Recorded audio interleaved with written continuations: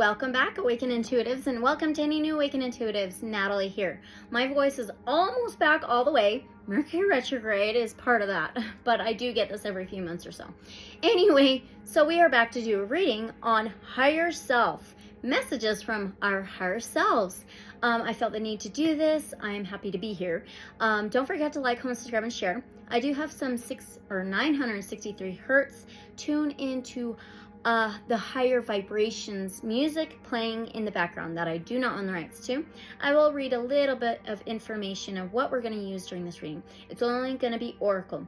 We're going to do the singing bowls after the reading, or reading information, then the general energy messages, then we'll begin, and we're going to do zodiac signs. Okay, so it's not so general. Okay, so all of this information is for entertainment purposes only. Truth is always stranger than fiction. Let me glow, let you glow. Use your discernment. Always have an open mind and heart and unconditional love and light, so be it. And we always ask guides of love and light only, divine source creator. Okay, so we're going to timestamp this. All of the timestamps will be in the description below. Get my pen, it fell earlier. And all of the decks I use will be in the description below as well. Okay, we'll start at 1:30. All right, messages from your higher self. This reading will be doing a zodiac higher self message, as well as a message about your blind spot, subconscious, from your higher self in the moment. We will be using the Higher Self Oracle by Deanna Marie Riddick. This is the guidebook. Okay. And the Blind Spot Oracle by Teal Swan. We'll use a couple others as well. Okay. But those are going to be what we're going to focus on, the main decks. As well, with our higher selves guiding these messages, and also bringing in what we may not be consciously seeing to bring these messages and information forward, to be able to work with our higher selves, heal, grow, and move along on our journey. So we will be walking through each zodiac sign, Aries through Pisces. All timestamps for zodiacs are in the description below. Please like, comment, subscribe, and share. And thank you. Again, if we do not have an open mind, I always say this, we don't learn, we don't grow. Okay, and let's start off with the singing bowls now. It's so funny with this Mercury retrograde. Everything's kind of like babbling, you know, like communication, not super organized. Okay, 250, we'll do the singing bowls. All right, okay, so this singing bowl is for the higher heart chakra. All right, I'm going to count down from 3, ding it 3 times, then we'll sing it. So if you have earbuds, if this is loud, maybe turn it down some. All right, 3, 2, 1.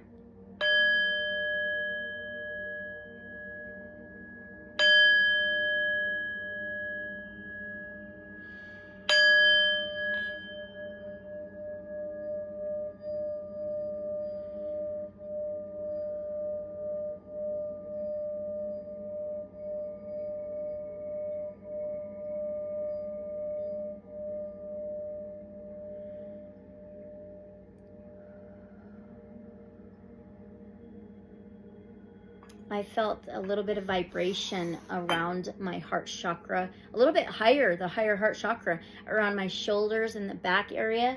Very interesting. Okay, so now we're going to do the singing bowl. This is between the Earth Star chakra and the root chakra. Okay, this is grounding, all right, centered with Mother Earth, Gaia, Source. So count down from 3, ding it 3 times. 3, 2, 1.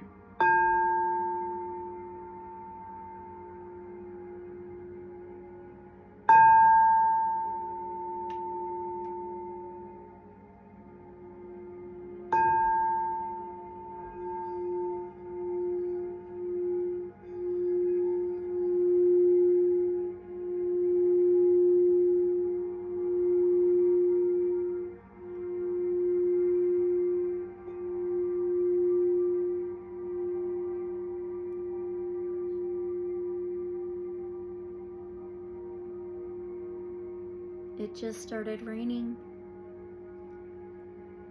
Awesome. This will go forever. Okay.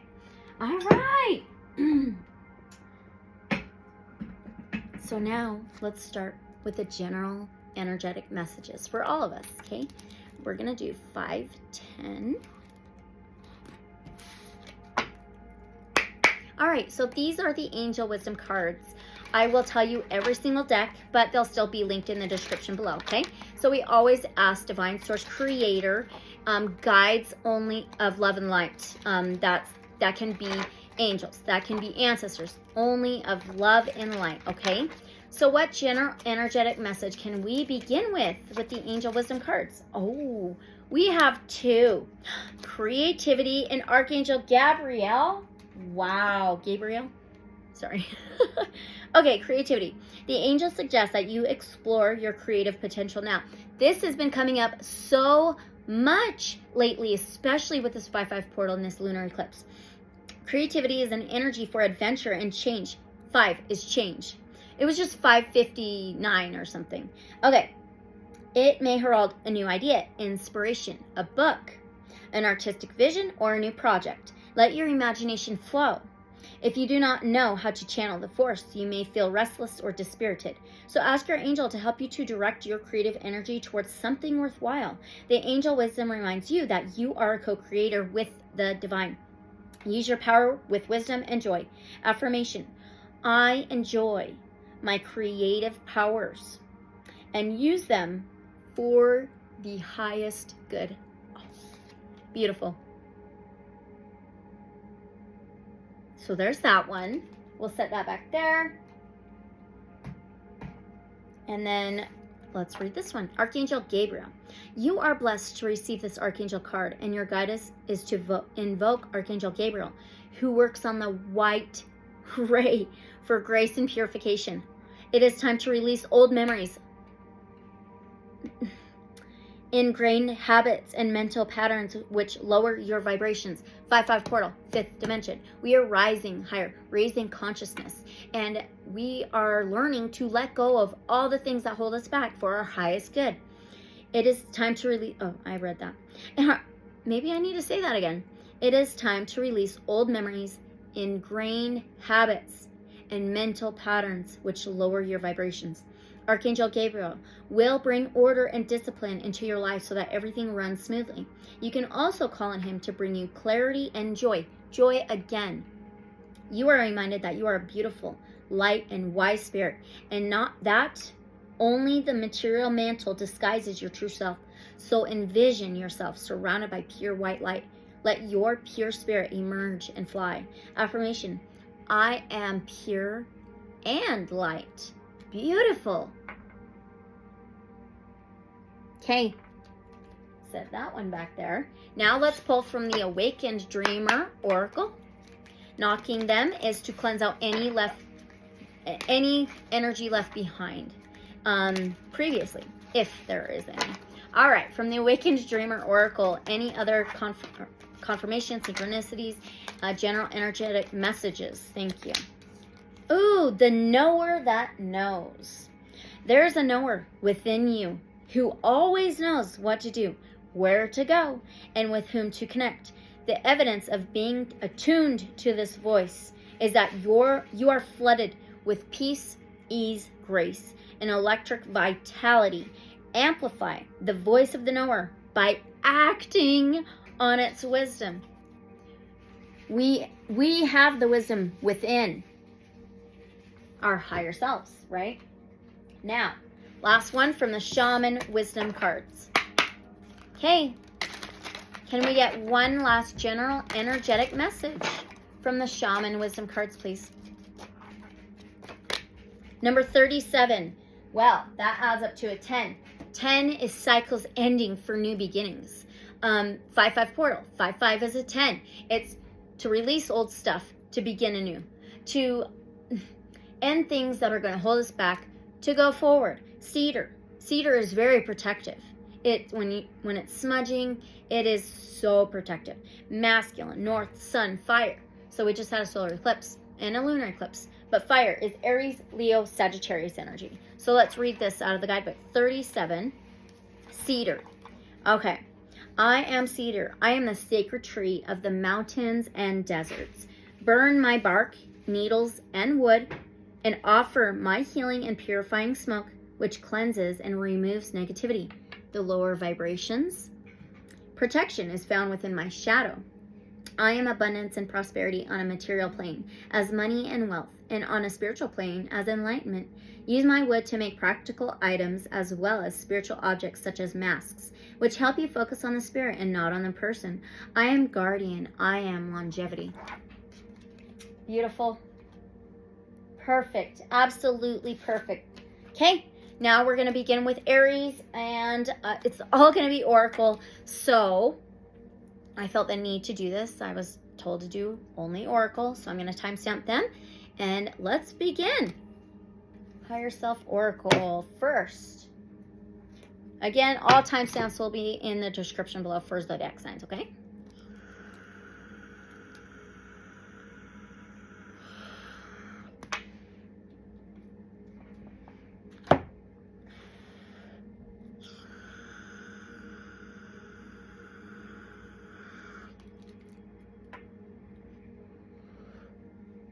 Okay. Aries, we'll do 11:20. All right, welcome Aries. We have the Higherself Oracle here. We're going to begin with that. We always ask Divine Source, Creator, and Guides of Love and Light only, okay? So, for our Aries, what does Aries' higher self want them to know in this moment now from the Higherself Oracle? What do our Aries' higher selves want them to know right now in this moment?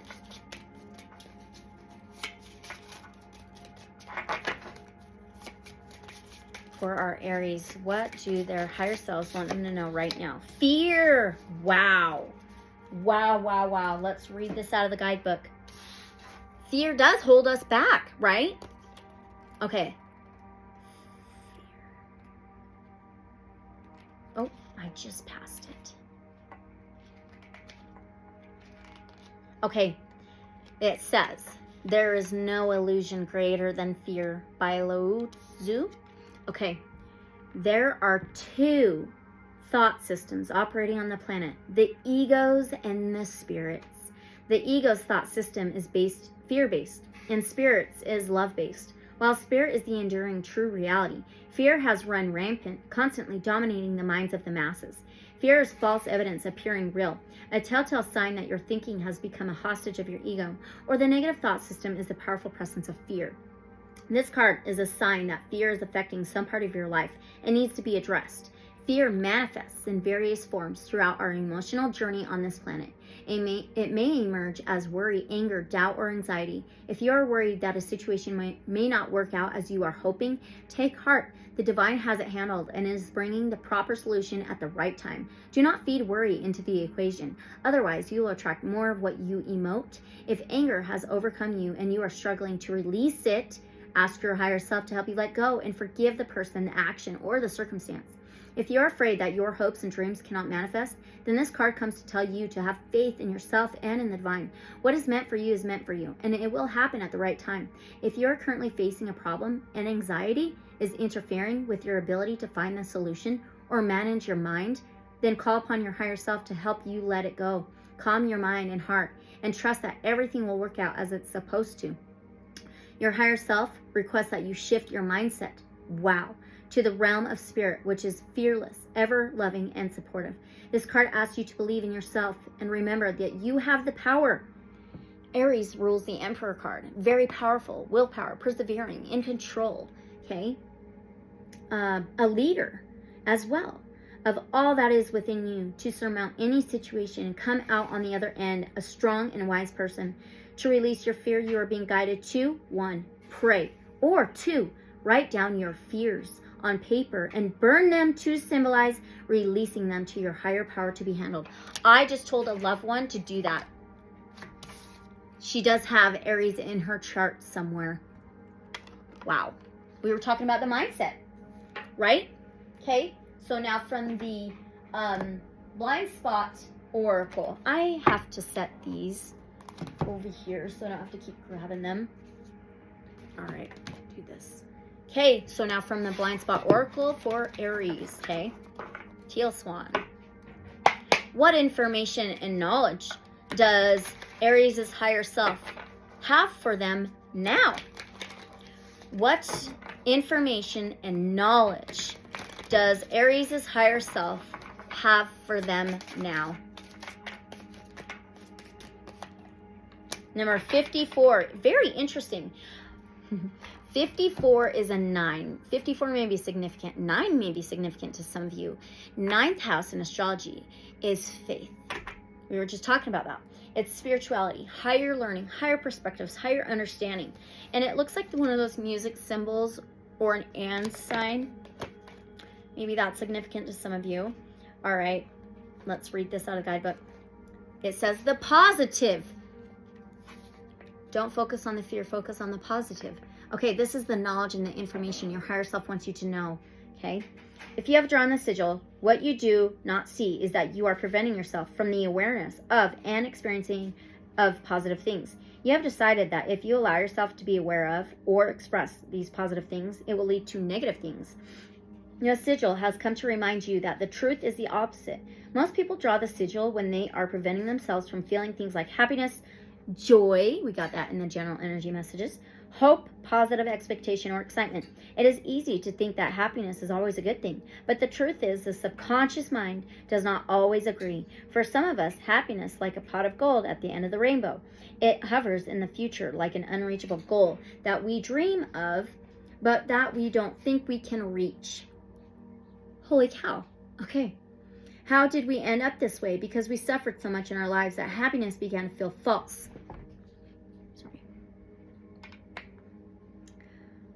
Because we felt blindsided by painful experiences. And when that happens, especially when we are feeling good, we start to feel like happiness turns us into sitting ducks. We start to feel as if happiness is vulnerability that leaves us open for attack at any moment. Also, many of us feel as if there is always a give and a take in life. And so, if we are happy, we are convinced that it means that unhappiness is inevitably around the corner. Here are some important questions to ask yourself if you can't hold on to the happiness. Did it feel like the happiness of one or both of your parents conflicted with my happiness as a child? Okay. Did it feel like my happiness competed with their happiness? Did it feel like there was no way that both of us could be happy at the same time? Did it feel like either I was happy and my parent was unhappy, or my parent was happy and I was unhappy? When we feel as if our happiness conflicts with the happiness of our primary authority figures as a child. You rule the emperor. That can be authority as well. Boss, a leader, okay? It could be fatherly figure as well for some of you, okay? We grow up to feel as if our happiness is at odds with the universe at large. We feel as if we are in a giant chess match where the universe is against our happiness and wants to punish us for our happiness. We feel as if in order for the universe or God to be happy, we must be unhappy. Therefore, it will make us unhappy at any cost. When we cannot feel happy no matter how hard we try, and we feel as if happiness is false and only negative emotions are real, what is really happening is that we have learned to fear happiness. We think that happiness is dangerous. Fear. Most often because we have been blindsided by emotional, mental, or physical pain when we were enjoying ourselves. And perhaps even more than that, we have repeatedly been blindsided by such pain when we were enjoying ourselves. Basically, what is happening for many people who cannot be happy is that the very feeling of joy and happiness itself becomes a trigger for a post-traumatic stress response. Why is this a problem? Because you are now fighting with your own survival instinct to be happy. The wires in your own mind have become crossed to such a degree that your own being is trying to keep you feeling good by keeping you from feeling good. The strongest instinct in the physical body is the drive to avoid pain for the sake of survival. The minute your mind associates pleasure with pain, your brain wires itself to avoid positive feeling states for the sake of feeling positive. When this has happened, we start to feel like our own mind is working against us, and we are being prevented from happiness in every way, as if our being is an enemy living within. But understanding this dynamic should give you a bit of relief, because it means that your own being loves you so much that, ironically, its motivation for keeping you unhappy is so that you will feel good. The ironically, okay, this looks like some kind of lyric or song symbol, right? The music symbols. And that ironically, recently I just found a bunch of songs by Alanis Morissette, ironic, that I used to listen to with my parents back in the day. So maybe you need to listen to that song. Okay, So it is common for people who have been hurt to build walls between themselves and others to keep pain out. But the downside is that they also keep love and happiness out. But there is another kind of wall built by those who have been hurt even more, which is designed to keep good feeling things like love and happiness out, but to keep pain in. The most common reason why we would keep pain in is a dynamic that begins in childhood. When we were young, we are rewarded for being good and punished for being bad. We learn very quickly that the only way to be loved is to be good. Since we need love more than we need food or water, our very survival depends on us being good. But there is the problem. What if we are born into a family with parents who show a great deal of love and support and even reward us when we are hurt emotionally or physically? We learn that pain is good. We learn that since love and support and reward go to the person who is hurting, there must be goodness or virtue in pain. It is good to show support for children who are in pain, but this support goes sour when we are only shown support when we are in pain. It causes us to get the message that feeling good means being bad. We begin to feel shame and fear in association with happiness. Being bad means being unloved and thus ultimately dying, and so we begin to see feeling bad as good and feeling good as bad. We think that without pain we will be forsaken completely. Often for those of us who suffer chronically, pain is our buffer, which we use to keep ourselves safe. Not only does it prevent us from feeling loss and shock, it also acts like a cushion. For most beings on earth, joy is their baseline, and they experience temporary bouts of unhappiness and pain. But for some of us, especially those of us who find our way to self-help and spirituality, the tables are often turned. Suffering is our baseline, and we experience temporary bouts of happiness and pleasure. When this is the case, happiness feels like this is long, fleeting, temporary illusion. It begins to feel not real, whereas unhappiness feels like a more permanent, inevitable truth of life itself. If suffering is your baseline, I want you to ask yourself two very important and personal questions. Try to answer them with as much brutal honesty as possible. What is my positive intention for being unhappy or suffering? What bad thing would happen if I were always happy and full of joy? Most of us think that we are trying insistently to be happy, but are not even aware that we have a subconscious motivation to be unhappy.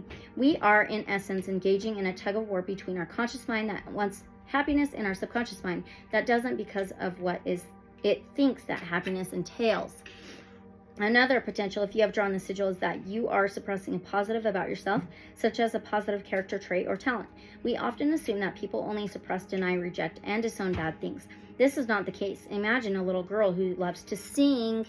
Wow, if this little girl grows up in a family that believes singing is a waste of time and that the little girl has to get her head out of the clouds and do things that will ensure her future, she may experience enough pain relative to the disapproval of her family when she focuses on singing that she may suppress her incredible singing voice. As she grows up, she may even suppress the awareness that she can sing along with the memories of loving to sing. This sigil may have come to you as a calling to rediscover and re-own a positive aspect of yourself that you have stuffed under the floorboards of your own consciousness. This sigil has come to make you aware that in this situation, you are not letting yourself see, feel, hear, understand, or experience the positive. It has come to remind you that you deserve to feel good. You deserve happiness. You deserve to express your truest self, especially those amazing positive parts about you, and you deserve to feel safe when you feel happy. Wow, that goes very well with that fear, right? Fear of the mind, fearing of being happy, of moving on, of what makes you happy and joyful instead of pleasing others, right? So now let's get you another oracle, and let's do the Angels and Ancestors Oracle. All right, so with this information for Aries, what should they take with them from this? With the Angels and Ancestors Oracle, what should our Aries, with this information for Aries, what should they take with them from this, from their higher selves? The Sun, and joy, it's happiness, and joy, success, and happiness. Amazing. And the Sun in the Tarot is Aries, Leo, Sagittarius. It is happiness. All right, joy. All right, childhood, childlike. So know that doors are opening for you. Follow up new projects, ventures, and ideas. Connect with the inner fire that is driving you forward. The sun has long been associated with the energy of success. It's the most powerful planet in the solar system. Solar referring to the sun. So, of course, when the sun card appears in a reading, it will bring power, success, and light. It brightens up all connections, banishes darkness, brings a sense of youthfulness, and invites you to connect to the energy of joy so that you can be light in spirit and heart. You are being surrounded by the brightness of the sun at this time. Opportunities to feel and be successful are swirling and dancing around you. Relationships and friendships progress with joy, and you will feel happy and uplifted. If you're not somewhere bright and sunny right now, there will be other ways in which you can enjoy warmth and joy. Okay. Solar energy brings health and vitality and can energize and warm, and it also encourages everything to grow. The energy of expansion is with you at this time, and you are being offered the perfect opportunity to move forward. If you want to bring something to life or are ready to take a new step in a relationship, the sun will bring the right energy to you. If you are asking a question, the answer is most definitely yes. Okay. All right. Let's get your last oracle message by the Shaman's Dream Oracle. Okay?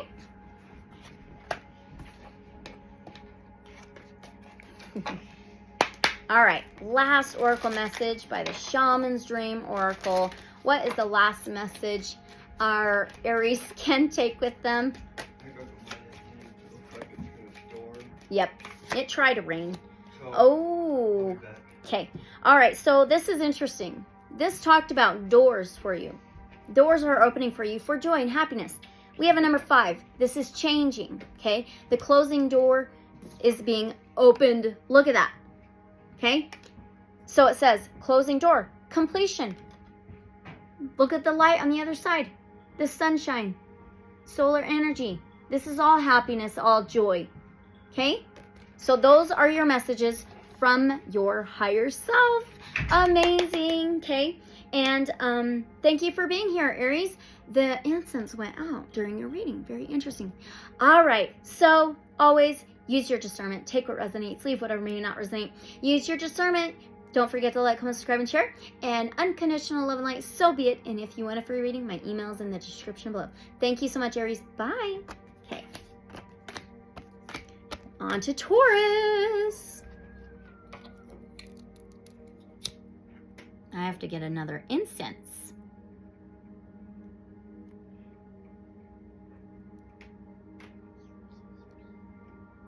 Burn, baby. Burn.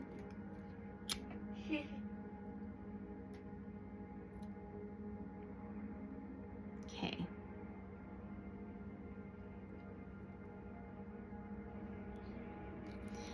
Woo! All right. On to Taurus. Super cool. Super, super duper cool. Okay.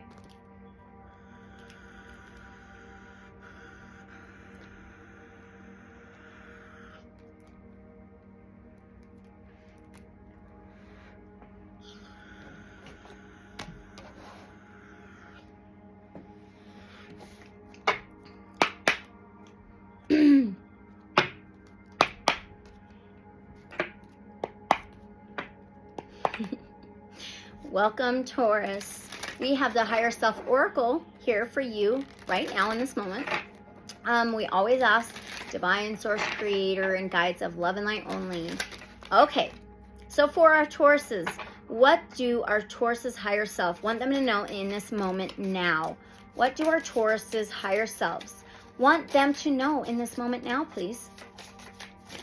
From the Higherself Oracle. There we go, in my lap. Gratitude. Gratitude is so important, isn't it? Wow. Gratitude. That's beautiful as well. Let's find gratitude. What your higher self wants you to know in this moment. So, A, B, C, D, E, F, G. Okay. Okay, here we go. So it is said by Eckhart Tolle, acknowledging the good that you already have in your life is the foundation for all abundance. You already have all the abundance. It's us to believe that and think everything every day. Okay, this card comes to you to help you recognize that the blessings are all around you. As humans, we have a tendency to focus on what's lacking as opposed to what's already present. However, if you tune into your higher self, it will show you that the universe is abundant and always provides. However, oh, I already read that. As seen on Earth, nature constantly provides for its inhabitants. It provides rain for nourishment, food for substance, and plants for healing. Your higher self is asking for a shift in your perception about what is readily available in your life. Make time to write a gratitude list every day so that you are reminded of the good fortune that already exists in your life. By journaling about what you're thankful for, your perception will shift from one of lack to one of abundance. Consistently acknowledging and celebrating the goodness in your life will help shift your mindset and build up a reservoir of gratitude and thanksgiving. Wow! Gratitude will also help you cope under dire circumstances. Life is cyclical, and there will always be ups and downs, so having a grateful perspective will help you overcome a challenging experience in life. When you have a broken heart, you can dig deep into that reservoir of gratitude to help you heal. And when you experience loss and sorrow, gratitude can bring hope. If you are having trouble shifting into a grateful perspective, ask your higher self for assistance. That is so beautiful. All right, on to the blind spot oracle. Oops, making messes. Okay, so what information and knowledge does Taurus's higher self have for them now? What information and knowledge do our Taurus's higher selves have for them now? From the blind spot oracle, please. Wow, number 33. Some of you Tauruses may be seeing a lot of threes, or 33. Interesting. 3 and 3 is a 6. The 6th house in astrology is Virgo ruled. It's a body. It's health, wellness, daily routines, boundaries, and organization. This is very beautiful, this symbol. Okay, let's read this out of the guidebook. What information and knowledge does your higher self have for you now? Shame. All right.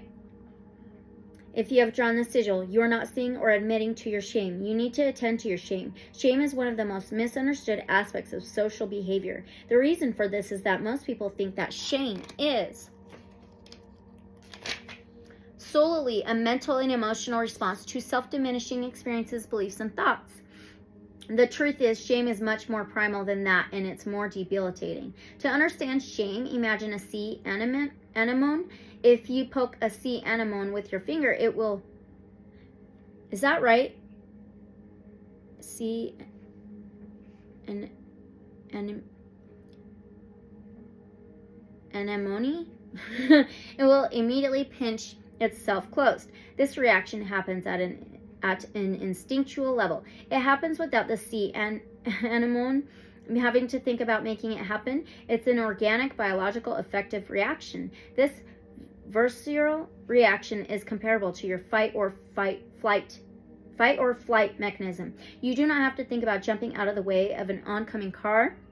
When your body perceives a threat, it reacts, and you feel that reaction. Shame is actually a primitive reaction encoded in your organism, just like your fight or flight mechanism. There are only 2 basic energetic movements within this universe: to push something away and to bring something closer. When we see certain things, such as something we perceive as cute, it triggers an instinctual reaction to bring it closer. But when we see images of threatening things, it triggers an instinctual reaction to push something away. This reminds me of law of attraction. So when we're thinking about something we don't have, like a loss, a lot, and stressing that money or whatever it is, we don't have something, more of that's going to come back, right? And then when you think and talk and write down everything that you're grateful for and what you do have, it brings more of that in, more. It's law of attraction. Okay, there are only 2 basic energetic movements within this universe. I already read that. I'm so sorry. Love is an instinctual reaction to pull something closer to you. Fear is an instinctual reaction to push it away. And shame is an instinctual reaction to push yourself away from yourself. Of course, you cannot actually do this because your consciousness experiences a singular embodiment. The only way to push yourself away from yourself is through fragmentation. For this reason, we could say that shame is a mechanism for fragmentation as well as suppression, and shame creates internal separation. The number 1 need of the human ego is to see itself as good and have others see it as good. Shame is all about seeing oneself as bad and having other people see us as good. The number 1 enemy to the human ego is shame. The ego will cope with shame through all of the classic coping mechanisms by going into denial of it, deflecting it, rationalizing it, projecting it, suppressing it, splitting it into alter egos, converting it into physical symptoms, overcompensating for it, intellectualizing it, isolating themselves, or self-injuring. For example, the thing that people deflect more than anything else is shame. Here are some examples of shame deflection. A mother can feel shame when her infant expresses negative emotion towards her. It makes her feel like a bad mother, but her ego can't handle that, and so she deflects that shame onto the infant. She decides the infant must have something seriously wrong with it. Or a person asks for the honest truth from a friend in their life. The honest truth makes them feel ashamed of themselves. They can't handle that shame, so they decide that friend is a horrible person. All of this is an attempt to avoid accepting and admitting to the shame we feel and working with it directly. Badness as our human society is integrally linked to blame and fault. Recognize that, relative to the situation at hand, you may be blaming yourself for something. That something may or may not actually have been your fault. Either way, that self-blame is coming from a baseline self-concept of shame. If you have drawn the sigil, you need to admit to your shame. Own your shame. For example, a man might feel defensive in a relationship argument about being emotionally available. He may tell himself that the woman that he is with is too needy. He has deflected his shame onto her by making her the bad one in this situation. When he looks deep inside, he may find that he is ashamed because he doesn't feel capable of being emotionally present. Ask yourself, what do I feel ashamed of in this situation? What about this situation makes me feel like a bad person, or defective, or not good enough, or wrong? You need to directly address and lovingly resolve whatever comes out of that questioning. Bring the parts of yourself that you are ashamed of closer to you and include them as part of you rather than push them away. If you have drawn the sigil, it will benefit you to spend time accepting in the energy of Sigil 76 and coming to understand its message as well. 76 is a number 15. Well, 1 and a 5 is a 6. The 6th house is health, wellness, daily routines, boundaries, organization. The body.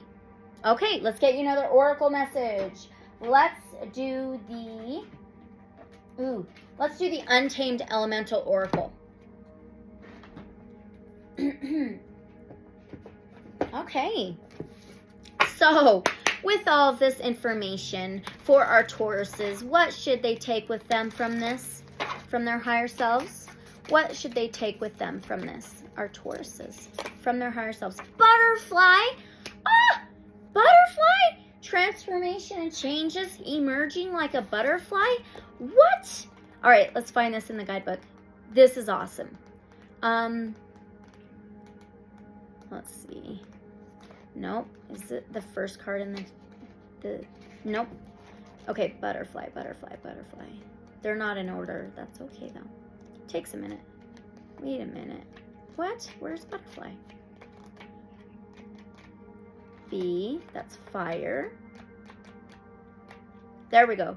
Metamorphosis in air. Air is Aquarius, Gemini, Libra energy. It can be mentality, thoughts, words, and beliefs.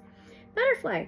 The chrysalis trembles, a habitat palpitating with ardor. It is a theater of transformation materializing into form. With scales of painted wings, her pupil skin splits in two. This is an unwinding and enveloped by devout effort, through which an emergence takes place. Unencumbered by the limits of reason, her journey from caterpillar to butterfly is complete. The next stage now awaits her. She is a queen, empowered by her ancestral credentials to perform wonders. She greets the world with new eyes, a lineage of greatness supporting her. Butterflies' transformation was arduous. What courage it took to spin that cocoon knowing what was to come. She's here to remind you that your precious life force needed be squandered on maintaining outdated versions of yourself. Instead, use it for becoming an emanation of your spirit's purpose. Bewilderment during the metamorphosis process is normal. Breathe with this process. Meditate upon your present and future self as free, victorious, and soaring. Your time in the chrysalis asks you to draw upon your reserves of faith and courage, and these qualities will guide the way during your transformation. Trust, self-care, surrender, clear clutter, relinquish outdated beliefs. That's so funny, clear clutter, because Virgo can be organized, right? That is hilarious, and it's springtime for most of us. It's decluttering time. All right, beautiful. Okay, let's get your last oracle message from the Shaman's Dream Oracle. Last message you can take from your higher self, along with these other messages and knowledge and information. Thank you, higher selves. All right, Shaman's Dream Oracle, last message for our Tauruses. Number 43, that number may be significant to some of you, but that's also a 7. The 7th house in astrology is balance, harmony, union, partnership. relationships, it says overflow, overwhelm, and plenty. Okay, there's plenty of abundance for us. It's overflow. It's about feelings and emotions. Overflow with gratitude and emerge like a butterfly. All right. Maybe you drink more water. Spend time near water. Okay. These are your messages, Taurus. Take what resonates, leave whatever may not resonate. Use your discernment. Thank you so much for being here. Unconditional love and light, so be it. And if you want a free reading, my email's in the description below. Thank you so much, Taurus. Bye. And your higher self. Thank you. All right. On to Gemini. Gems. Okay.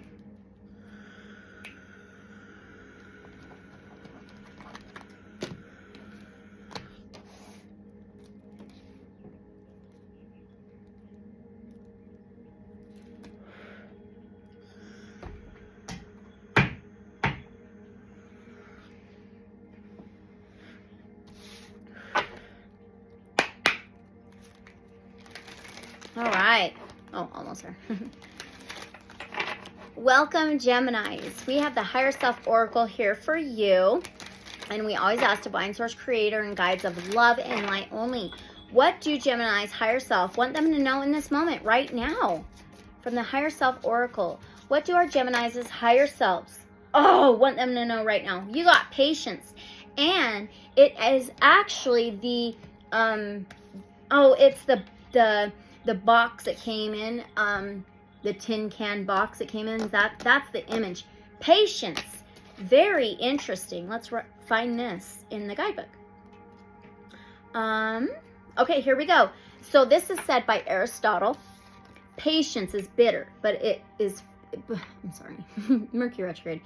Patience is bitter, but its fruit is sweet. Okay, this card bears multiple messages. First, patience is needed to endure current hardships or some form of adversity. You may be looking for a new job or a new home, enduring a battle with an illness, or suffering from an unexpected loss. Your higher self asks that you cultivate patience with yourself and the resolution.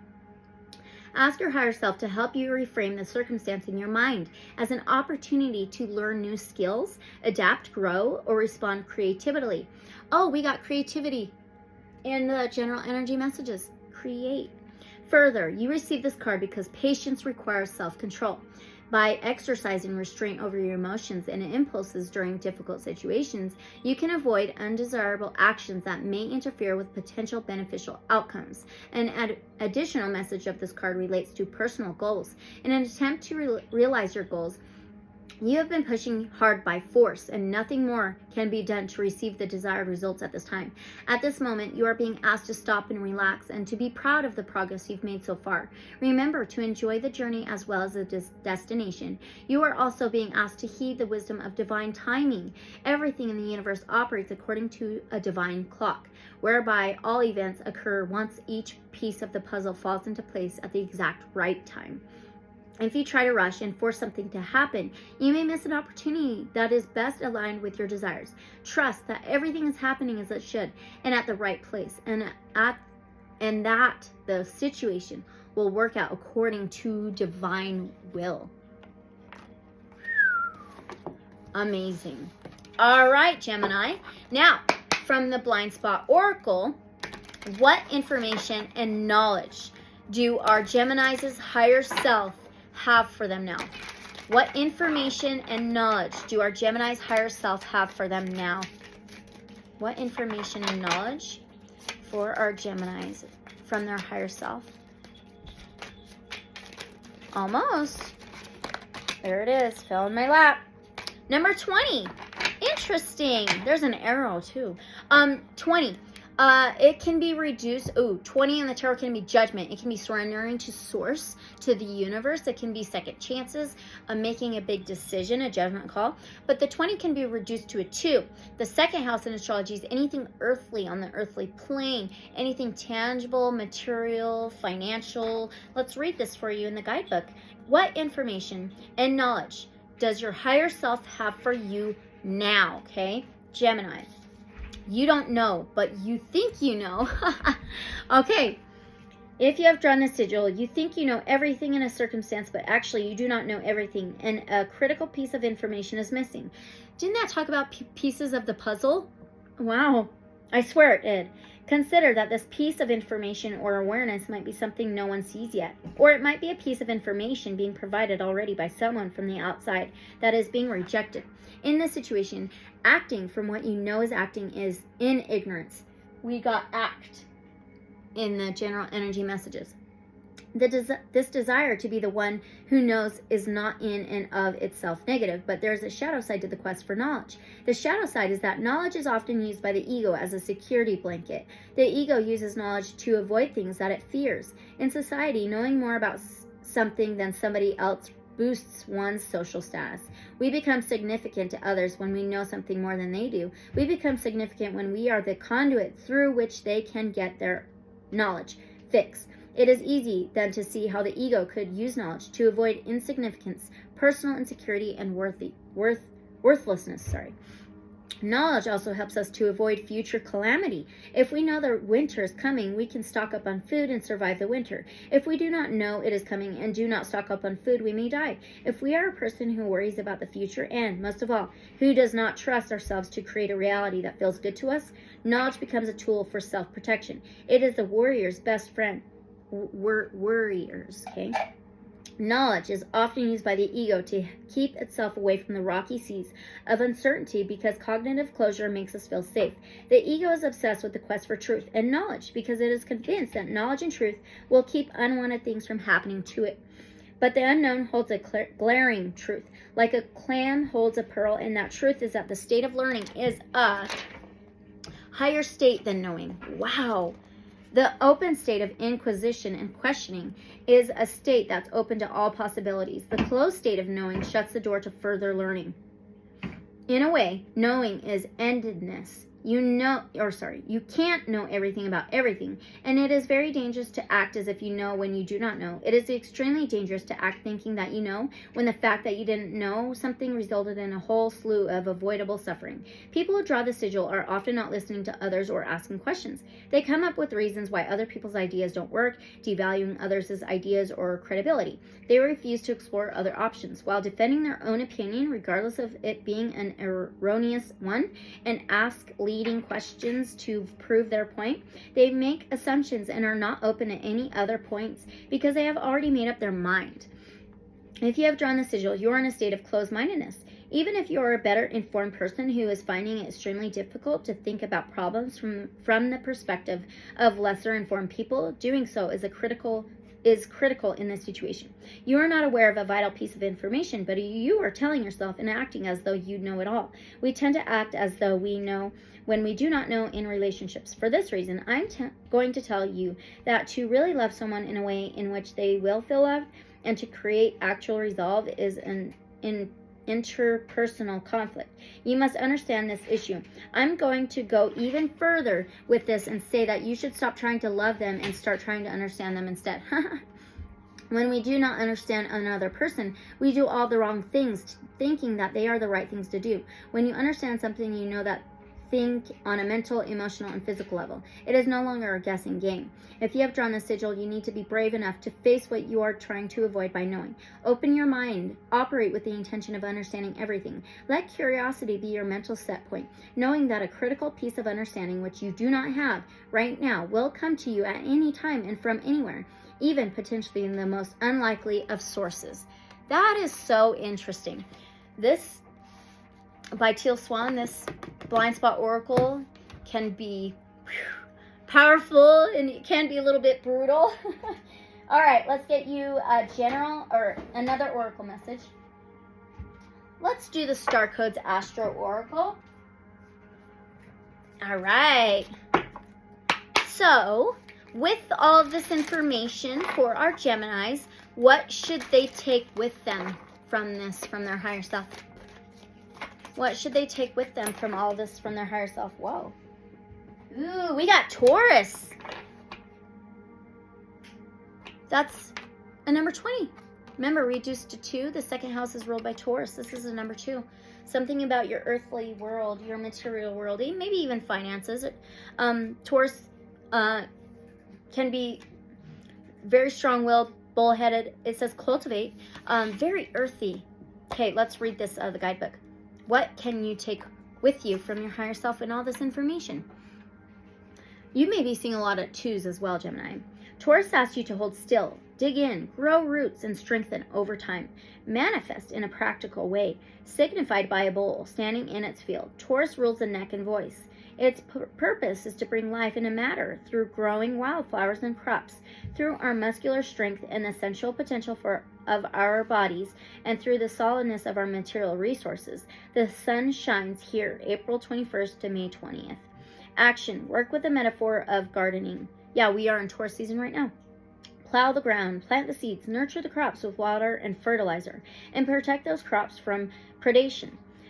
Grow roots rather than travel. Investigate what concrete form your project should take and the next practical steps in that direction.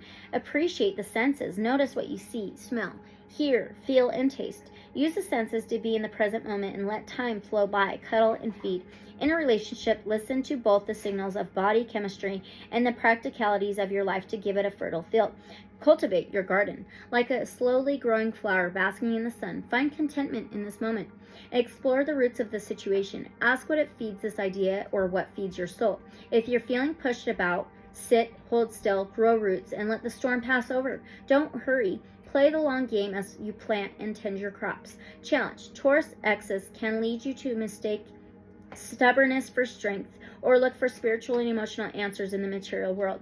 There will never be enough stuff to fill an emotional void. Sensuality is a Taurus gift, but SEX alone will not fulfill a desire for love. Clarify your hunger. Gift. Everything that surrounds you is made up of matter, and the word matter comes from the Latin word mater or mother. Taurus connects you to the sacred earth mother Gaia herself, the physical vessel who holds spirit in the body, in the plants, and in the earth beneath us. And that ends on page 21, which is a 3. You roll the 3rd house. You're the 3rd sign. The 3rd house is communication, transportation, journeys. It can be technology. Let's get your last oracle message, though, okay? From the Shaman's Dream Oracle. Very, very interesting. Okay, get grounded with Mother Earth. All right, what is the last oracle message for our Geminis from their higher self? Number 40. Ooh, I see a clock. Divine timing, trust in divine timing. There's a key. Information. The 40 can be reduced to a 4. The 4th house in astrology can be home, family. It says mindful and groupthink. So be minded, have an open mind. That is amazing. Oh my gosh. Beautiful. Strong roots. Look at the trees. Wow. Amazing. Okay. Those are your messages from your higher self, Geminis. Thank you so much for being here. Use your discernment. Take what resonates. Leave whatever may not resonate. Thank you. And don't forget to like, comment, subscribe, and share. If you want a free reading, my email is in the description below. And unconditional love and light. So be it. And I'll see you next time. Bye. Okay. On to Cancer. Cancer.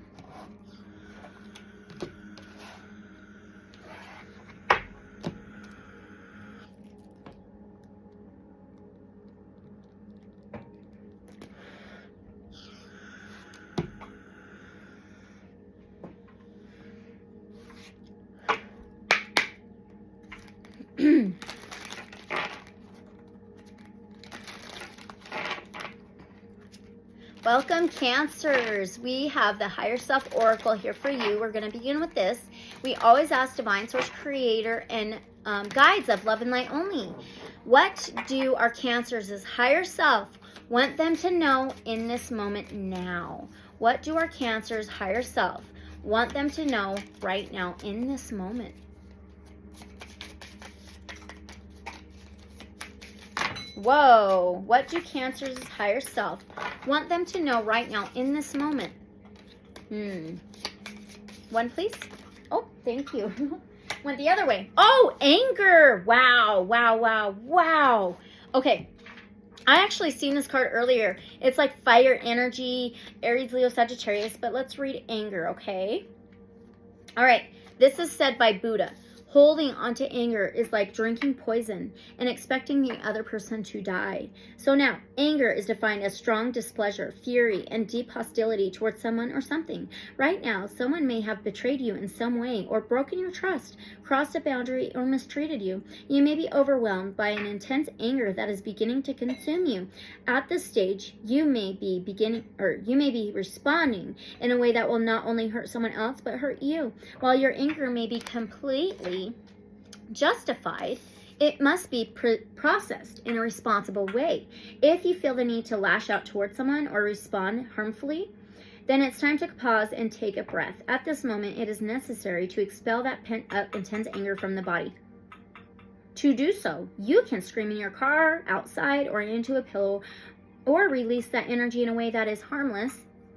Consider some form of sport that will enable you to release that energy, such as hitting balls in a batting cage, playing golf, or playing tennis. This release is important because allowing anger to remain inside you will have physical ramifications. When anger is stored in the body for too long, your muscles become tense, your respiration and blood pressure rise, your heart races, and your immune system is impaired. Over time, it is your physical heart that suffers from your own anger. Anger is a constructive form of energy and a natural response to systems of inequality and oppression. When channeled appropriately, it can become dynamic energy that leads to righting wrongs, correcting injustices, and creating new solution-based ideas. If you need help, ask your higher self to help you channel your anger productively. If you are still holding on to anger, ask your higher self to shift your perception about the person or situation. Your higher self can help you understand the lesson and value of the experience and can lead you to forgiveness and healing. It ends on page 34. So 3 and 4 is a 7. The 7th house in astrology can be partnerships. It can be relationships of any sort, okay? So now from the Blind Spot Oracle, what information and knowledge do Cancer's higher self have for them now? What information and knowledge do Cancer's higher self have for them now? From the Blind Spot Oracle, please. What do Cancer's higher self, or what information and knowledge do Cancer's higher self have for them here in this moment now? All right, number 73. Interesting, that number may be significant to some of you. 7 and 3 is a 10. 10 is all about completions, fulfillment, cycles ending for new beginnings. That's good. Okay, so 73. Let's go there. What knowledge and information does your higher self have for you now? Wait, that's not 73. Oh, it's card 73. Sorry. Okay. 73. It is Shapeshifter. Wow. Okay. If you have drawn this sigil, you want the truth of yourself and potentially the truth of the situation at hand to exist in your own blind spot and or other people's blind spots permanently. You do not want that truth to be seen by you or them. You could consider the sigil to be the master of blind spots, because even if you are consulting this deck, honey, you got to go in the other room. I'm sorry. The truth is you want to maintain blind spots in yourself and or others. You may say you want to see yourself and you want to be seen by others, but the part that is currently in control of your thoughts, words, and actions does not want either. Your motive for using this deck is to not see the truth in this situation and not to see the truth of yourself. You are so used to being able to get yourself and other people to focus on whatever you want yourself or them to focus on, instead of whatever you don't want yourself or them to see and focus on, that you were hoping this deck would play right into that strategy. Your hope was that you would draw a sigil that would act as a diversion for what you don't want to focus on about yourself. This can be brutal, this Oracle deck by Tilda Swan. Okay. Your hope was that you would draw the sigil. Okay, here we go.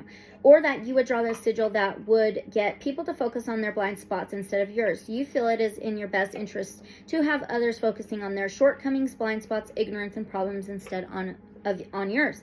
If you have drawn the sigil, think back to the character Mystique from the X-Men series. Think about both the power and level of safety that this character holds. This is what you actually want to you when something is clearly seen. Is it no longer has control, and you can no longer tell yourself that an unsavory truth may not be the truth. The potential can always stay open that the truth is something much more comfortable for your ego. You enjoy not having to be pinned down by truth, so you choose confusion. You may be creating confusion in other people, so you can deflect the focus back onto them and make them doubt themselves and their own sanity. You are probably gaslighting people as well. This could be happening to you as well. If you have drawn this card, you hate the solid nature of truth. You think that when other people know the truth, it will give them the upper hand. As it applies to yourself, you hate when all of you knows the truth about yourself because you feel that the part of you, the internal moderator, which is self-shaming and self-abuse and keeps you on a short leash and demands difficult change, will now have the truth it needs to convict you and force you under its control. When other people know the truth and when you know the truth about yourself, it feels like a death sentence to you. If you have drawn this sigil, you may enjoy being able to turn into whatever you want whenever it suits you and to convince others and potentially even yourself that you actually are that thing. You may be a skilled social actor, the ultimate chameleon. Your attitude may be that you don't care how you get something as long as you get it. You may want to get away with things and never be found out. You are so good at stuffing yourself into your own blind spot and living your life inside other people's blind spots that you may have been fooled yourself. You may be letting go of your sense of self and the truth of self in a way that has nothing to do with the practice of transcending beyond selfhood, but rather letting go of your identity or the truth of yourself, a situation, in order to manipulate someone, maybe even yourself. If you have drawn the sigil, what you don't see is that when people ask you a question, or when you ask yourself a question, you are not looking to answer with the truth. You are looking to answer in whatever way provides you the greatest personal benefits at this time. Chances are you are so good at doing this. If you do answer truthfully, it is only after you have decided that doing so gives you the greatest personal benefit at that time, such as answering truthfully at this time, will make them see me as a good and trustworthy person, which is what I want right now. You are either playing a game of pure strategy in this situation, or your life is a game of strategy. You alter yourself and your strategy the minute that external situation changes. There is nothing solid about you. Wow! You have drawn the sigil because in order to create the life you want, you need to accept that strategy is something that people with a solid self-concept may employ. But it is not a life to have a self that is inherently pure strategy. Whether you see it or not, if your very self is mutating due to the strategy, you never have a solid grasp on your conscience. This means you will look back at your life having hurt yourself and a lot of people along with you. You got what you wanted. The question is, at what cost? If you have drawn the sigil, you've got to see the value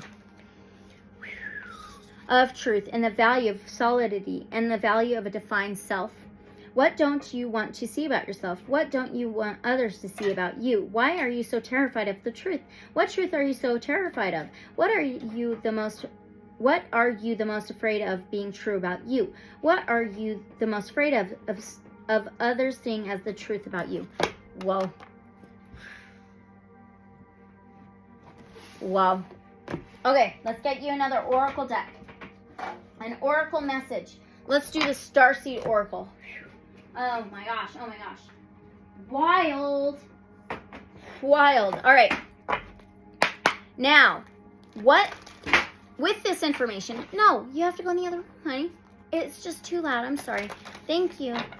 With this information for our Cancers, what should they take with them from this, please, from their higher selves? Oh, thank you.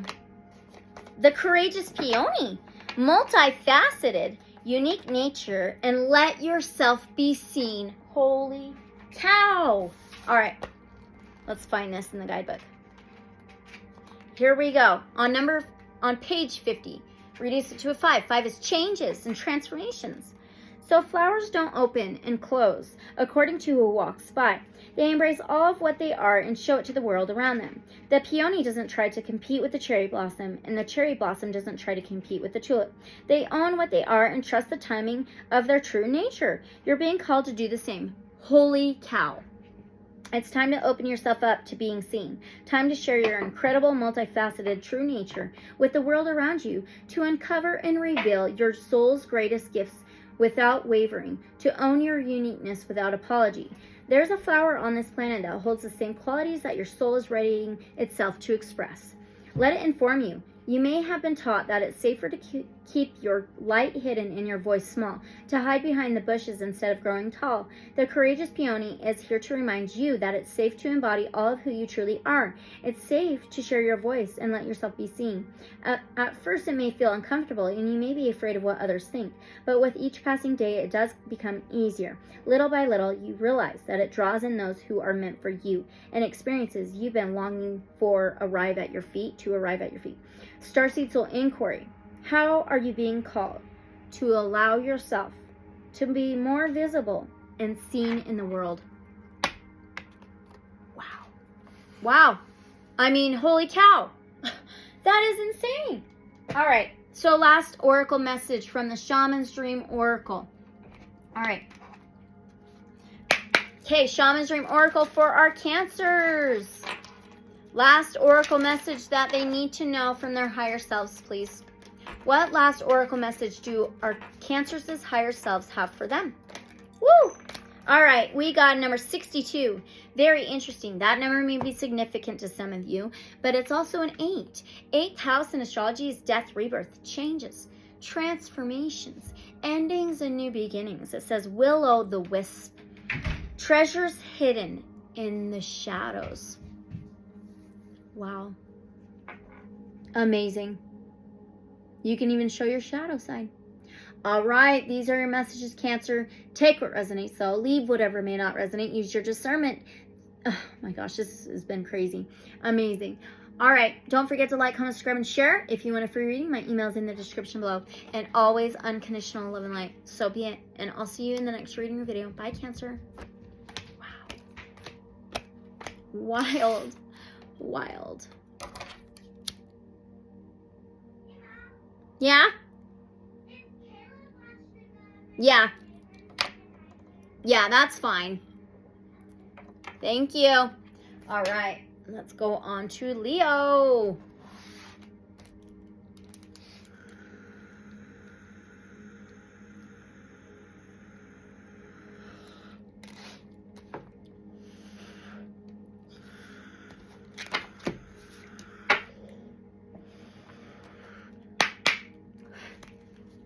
Welcome, Leos. We have the Higher Self Oracle here for you. We always ask Divine Source, Creator, and Guides of Love and Light only.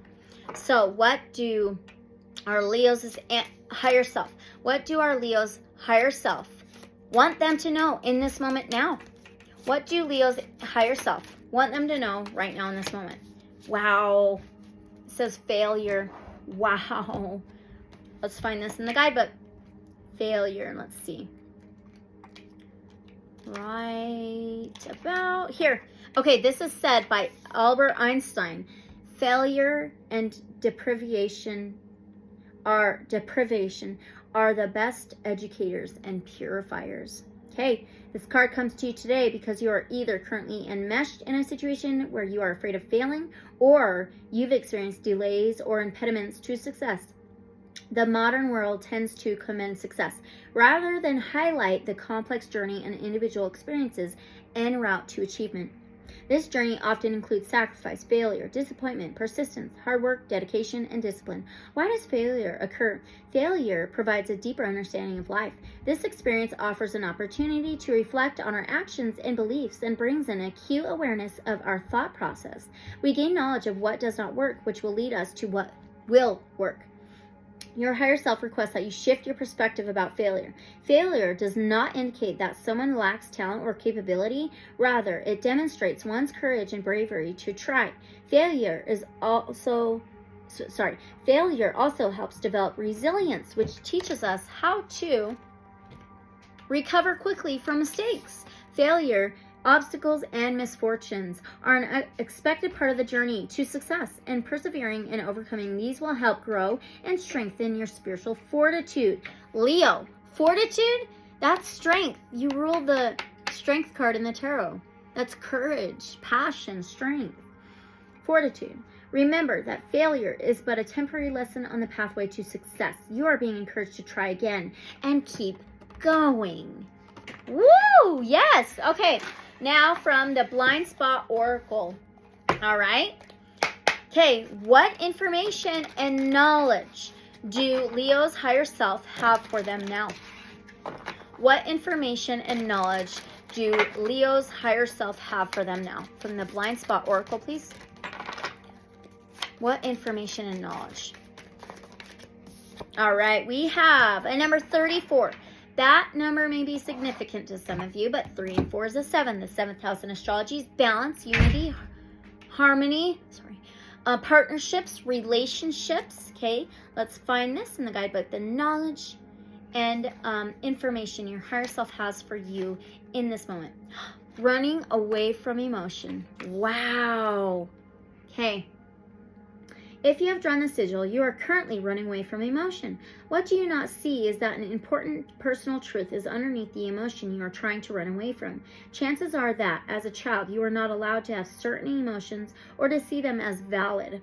They weren't tolerated or treated as if they exist. This means that every time you feel a negative emotion, you're going to respond to it the way you've been conditioned to respond to it.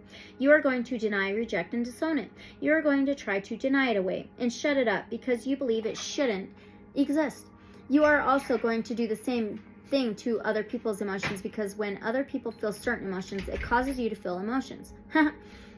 If we reject our own emotions, this means we don't want anyone else to feel what we refuse to feel. And we don't want their emotions to make us feel the way we don't want to. You need to get into the practice of doing the exact opposite. Turn towards your emotions instead of away from them. No one overreacts, including you. There has never been a person who has ever overreacted.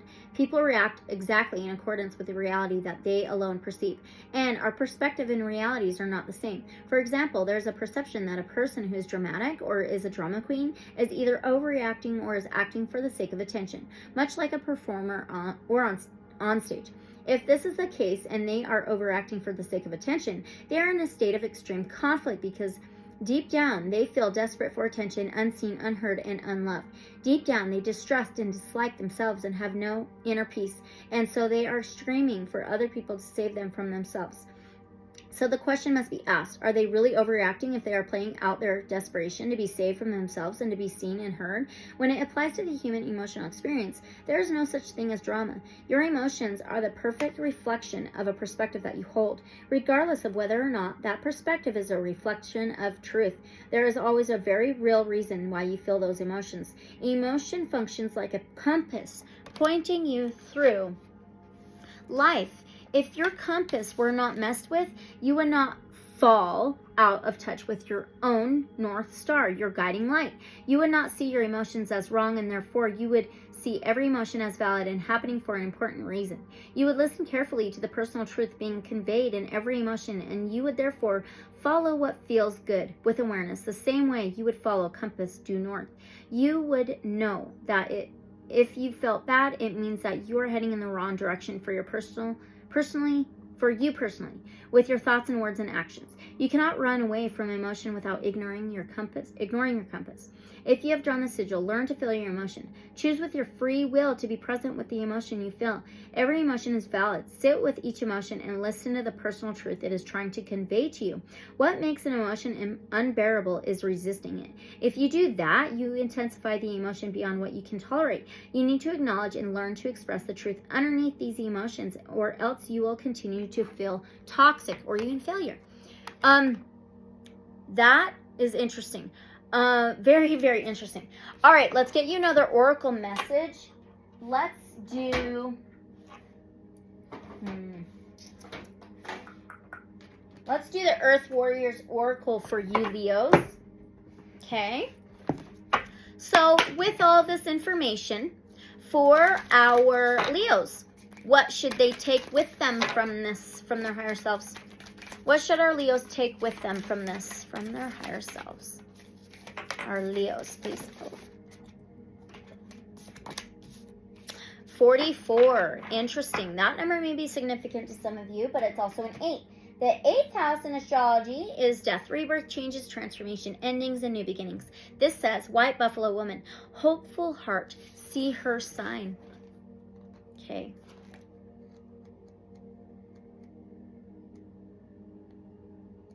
All right. Have hope, for you are of pure heart, and White Buffalo, a woman appears as a divine sign of rebirth and harmony. She is a way shower who lives as one with Great Spirit. She teaches the birth of the divine upon a new earth. You are held in her heart, and you will recognize her beautiful grace of spirit in your own. This oracle signifies hope and reunion after a challenging or dark time. There will be harmony and a coming together in sacred purpose after putting pain or conflict behind you. A birth of something pure and true shall happen under the auspices of spirit. Forgive yourself and others and lay claim to the purity and goodwill that is your heart's true nature. Spiritual blessing is bestowed. Your actions are in accord with heaven. Complete release and renewal shall take place. The good and true will triumph in the end. Have faith, for your prayers are being answered. Wow. Okay, let's get your last oracle message from the Shaman's Dream Oracle. Okay, Leo. All right, last message from Leo's higher self, please, from the Shaman's Dream Oracle. All right, we have a number 26. What does that add up to? An 8. So now you have 44, 88, okay? 8, changes, transformations, cycles ending for new beginnings. Amazing! It says gathering ground, the power of community.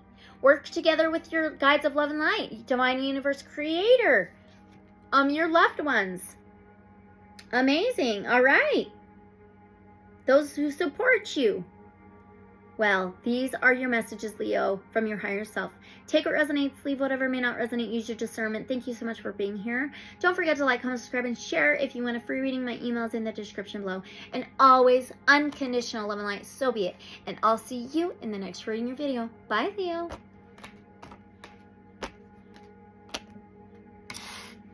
Okay. I need another incense.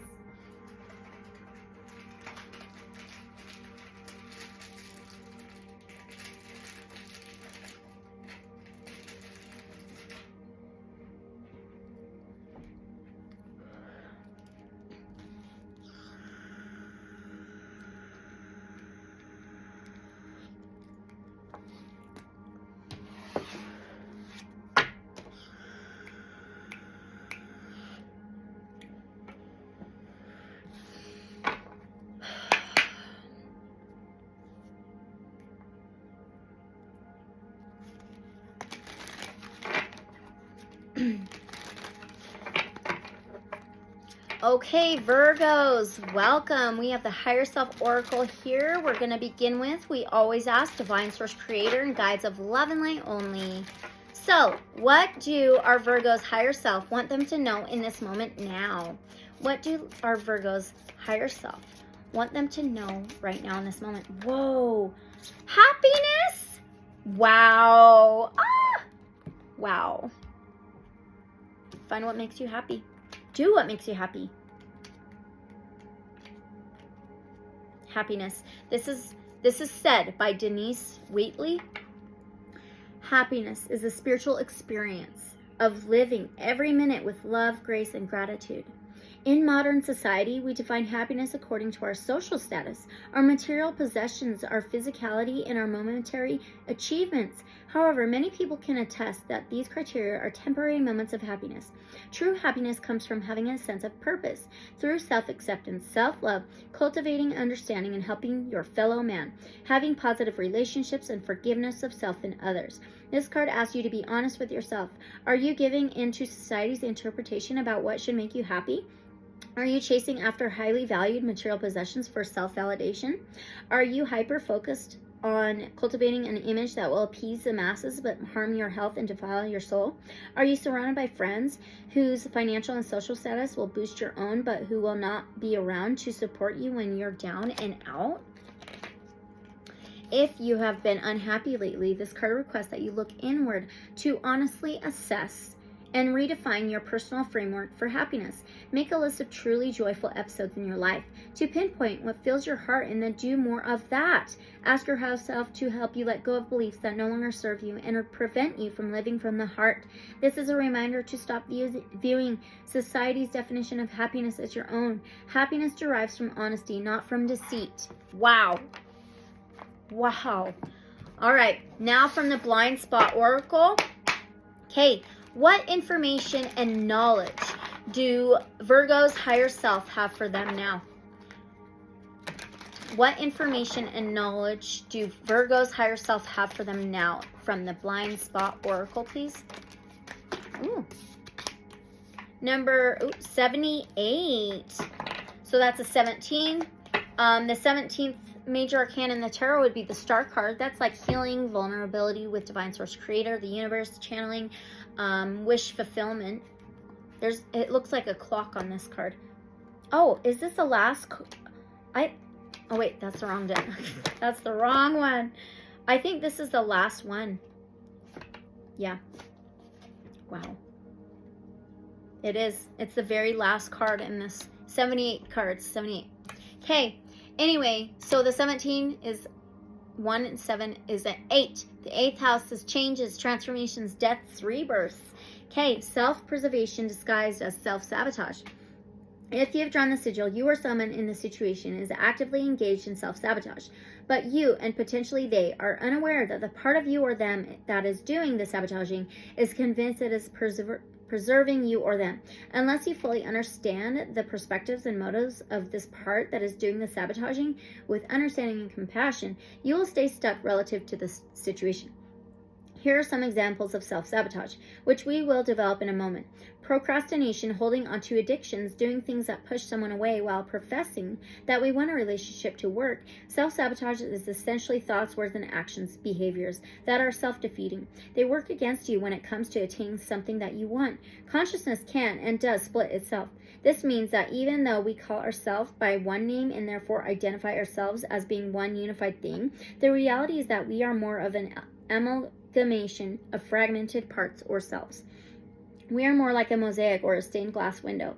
Our degree of internal suffering is about the degree of harmony or lack thereof between these internal selves. If you are experiencing self-sabotage, it is because not all of your internal selves or parts agree with your conscious desires. One or more of them is resisting or opposing the parts that contain your conscious desires. If any of your internal parts or selves is resisting or opposing your desires, or if any of them is hurting other parts of you in any way, it is because they think it is in your best interest for them to do so. In other words, they believe they are saving your life by not going along with the plan. For this reason, you cannot say that they are against you. They just don't agree with the rest of you about how to be for you. So one example, we have something to do, but we procrastinate. In this scenario, one fragment or part within us, the one we are consciously identified with, has made the decision to do something. The other part thinks that doing that thing will lead to discomfort or some kind of pain. Therefore, it is trying to prevent you from experiencing that pain by keeping you from doing it. Okay, if you have drawn this sigil, you are being called to remember that, metaphorically speaking, what any form of self-sabotage always has in common is that one part thinks the answer to a good life and happiness is going left, and another part thinks that going left is literally the road to ruin. But what you must see is that both parts actually have your best interests at heart.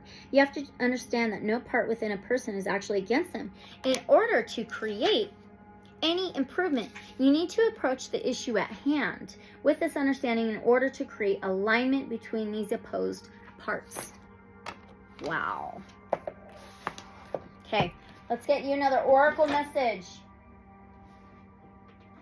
All right, let's do the white light oracle.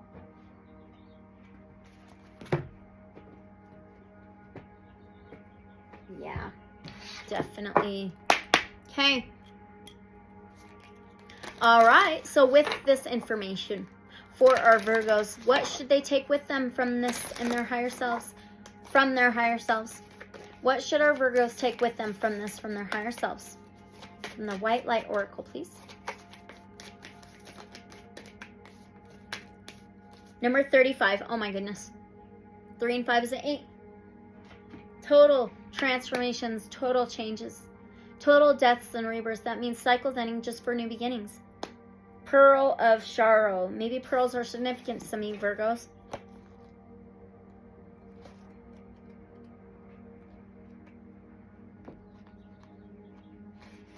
Okay. Taking responsibility for your experiences empowers you. You are going to resolve an issue through spiritual inspiration and higher guidance. You'll rise up in full connection to your spirit and access a wealth of divine treasure. That which has brought darkness into your world shall submit to the light and be transformed. Have courage and commitment to your awakening, for you are a precious being and can go far on the spiritual path this lifetime. Sharo is a Tibetan word meaning to arise or manifest and shine with radiant spiritual light. Sharo is the outcome of sacred alchemy. It is a manifestation of the pearl beyond price. Created in the depths of the ocean. I can't believe this. This is amazing.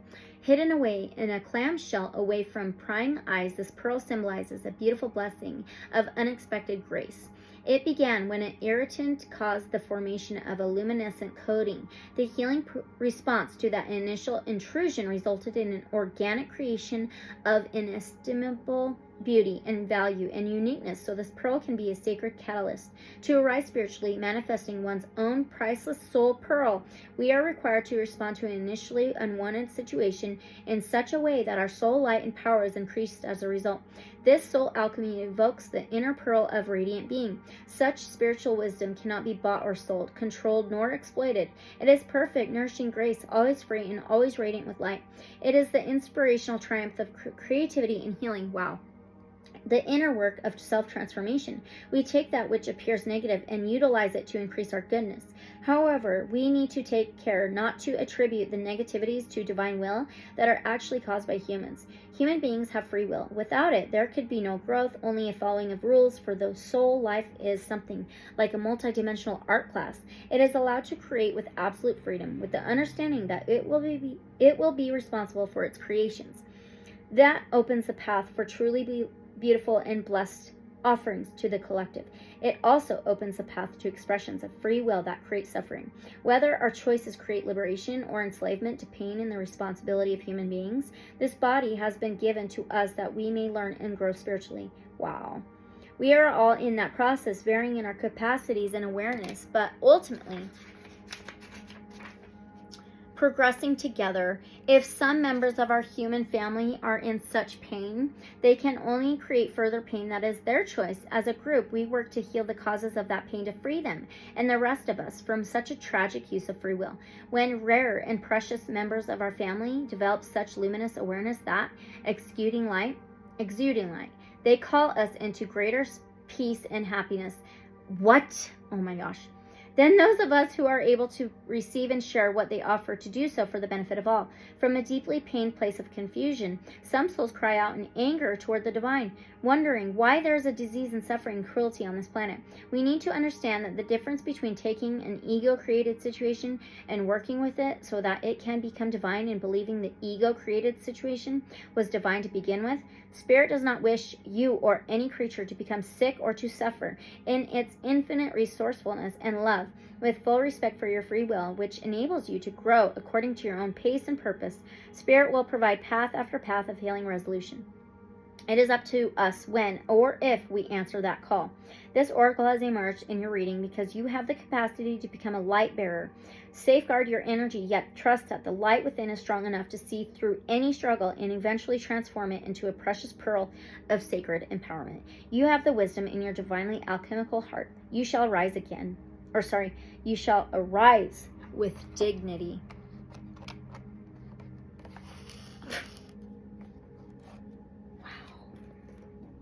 Amazing. All right, let's get your last oracle message, Virgo. What is the last oracle message from our Virgos' higher self from the Shaman's Dream Oracle? What is the last message for our Virgos? Number 4, the 4th house in astrology is home, family, structure, stability. Okay, and it says caterpillar, opportunity. Wow, you have an opportunity to begin anew, to start a new life, new happiness, new journey. Beautiful. Caterpillar. I love it. All right. Okay. These are your messages, Virgo, from your higher self. You take what resonates, though. Leave whatever may not. Use your discernment. Thank you so much for being here. Don't forget to like, comment, subscribe, and share. If you want a free reading, my email is in the description below. And always, unconditional love and light. So be it. And I'll see you in the next reading or video. Bye, Virgo.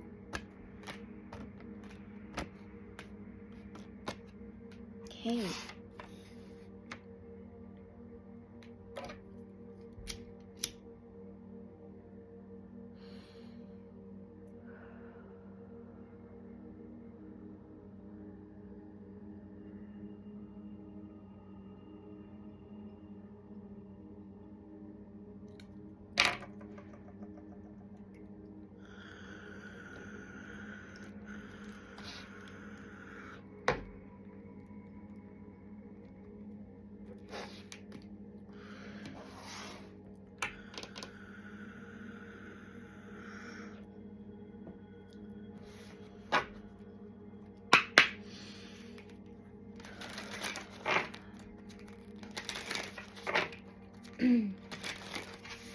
Welcome, Libras. We are going to begin with the Higherself Oracle.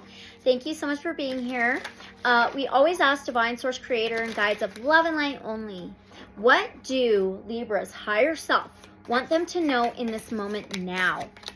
Love! Ah! That's so funny. You roll the 7th house of partnerships, union, harmony, balance, a relationship or relationships.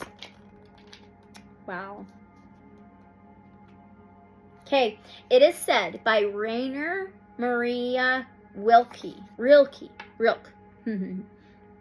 For one human being to love another, that is perhaps the most difficult of our tasks, the ultimate, the last test and proof, the work for which all other work is but preparation.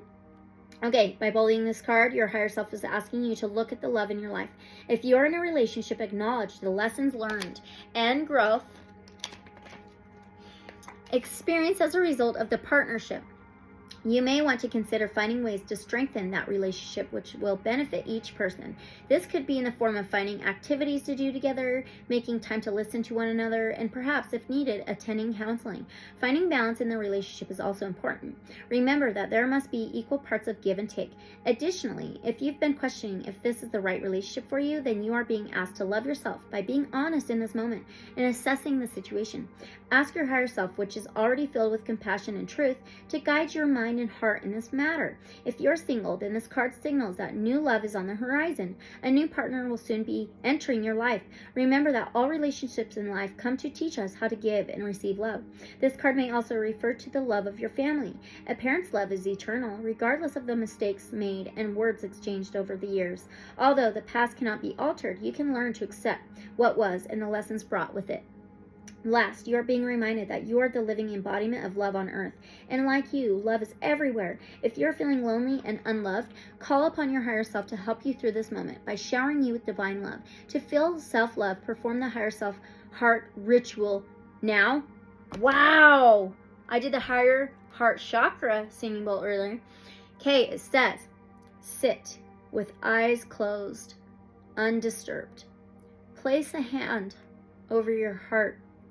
Visualize your inner heart and the 4 chambers. Each chamber symbolizes an aspect of love, compassion, kindness, forgiveness, and equanimity. With your inner eye, concentrate on each chamber and determine if any blocks are present. Call upon the power of the higher self to infuse each chamber with clarity, to dissolve any blocks, and fill each chamber with golden light. Repeat as often as necessary. Wow, okay. Now we're going to do the Blind Spot Oracle. Prepare yourself. This can be brutal in some ways. Okay. So what information and knowledge do Libra's higher self have for them now in this moment? What do Libra's higher self have for them for knowledge and information? What do Libra's higher self have for them for knowledge and information for our Libras? Number 52. Are you freaking kidding me? 5 and 2 is a 7. You're the 7th sign. You rule the 7th house. Relationships, partnerships, unions, balance, harmony, romantic partners. Did I say that? Oh my gosh. Okay, what does it say? Overlay. Ooh, okay. If you have drawn this sigil, you are currently stuck in an overlay. You're being called to step out of it so as to base your thoughts, words, and actions on reality instead. Imagine that a person is in a prison cell from which there is no escape. They cannot cope with the reality of the prison cell, and so they begin to escape from it with their mind. They start to play a game of pretend where the prison is a palace instead. The person who brings food to the cell every day is a servant. The walls are not the stone of a prison, but of a medieval castle. The bars are pillars. The mind has a capacity to play pretend to such a degree that every element of reality can be seen as a different element.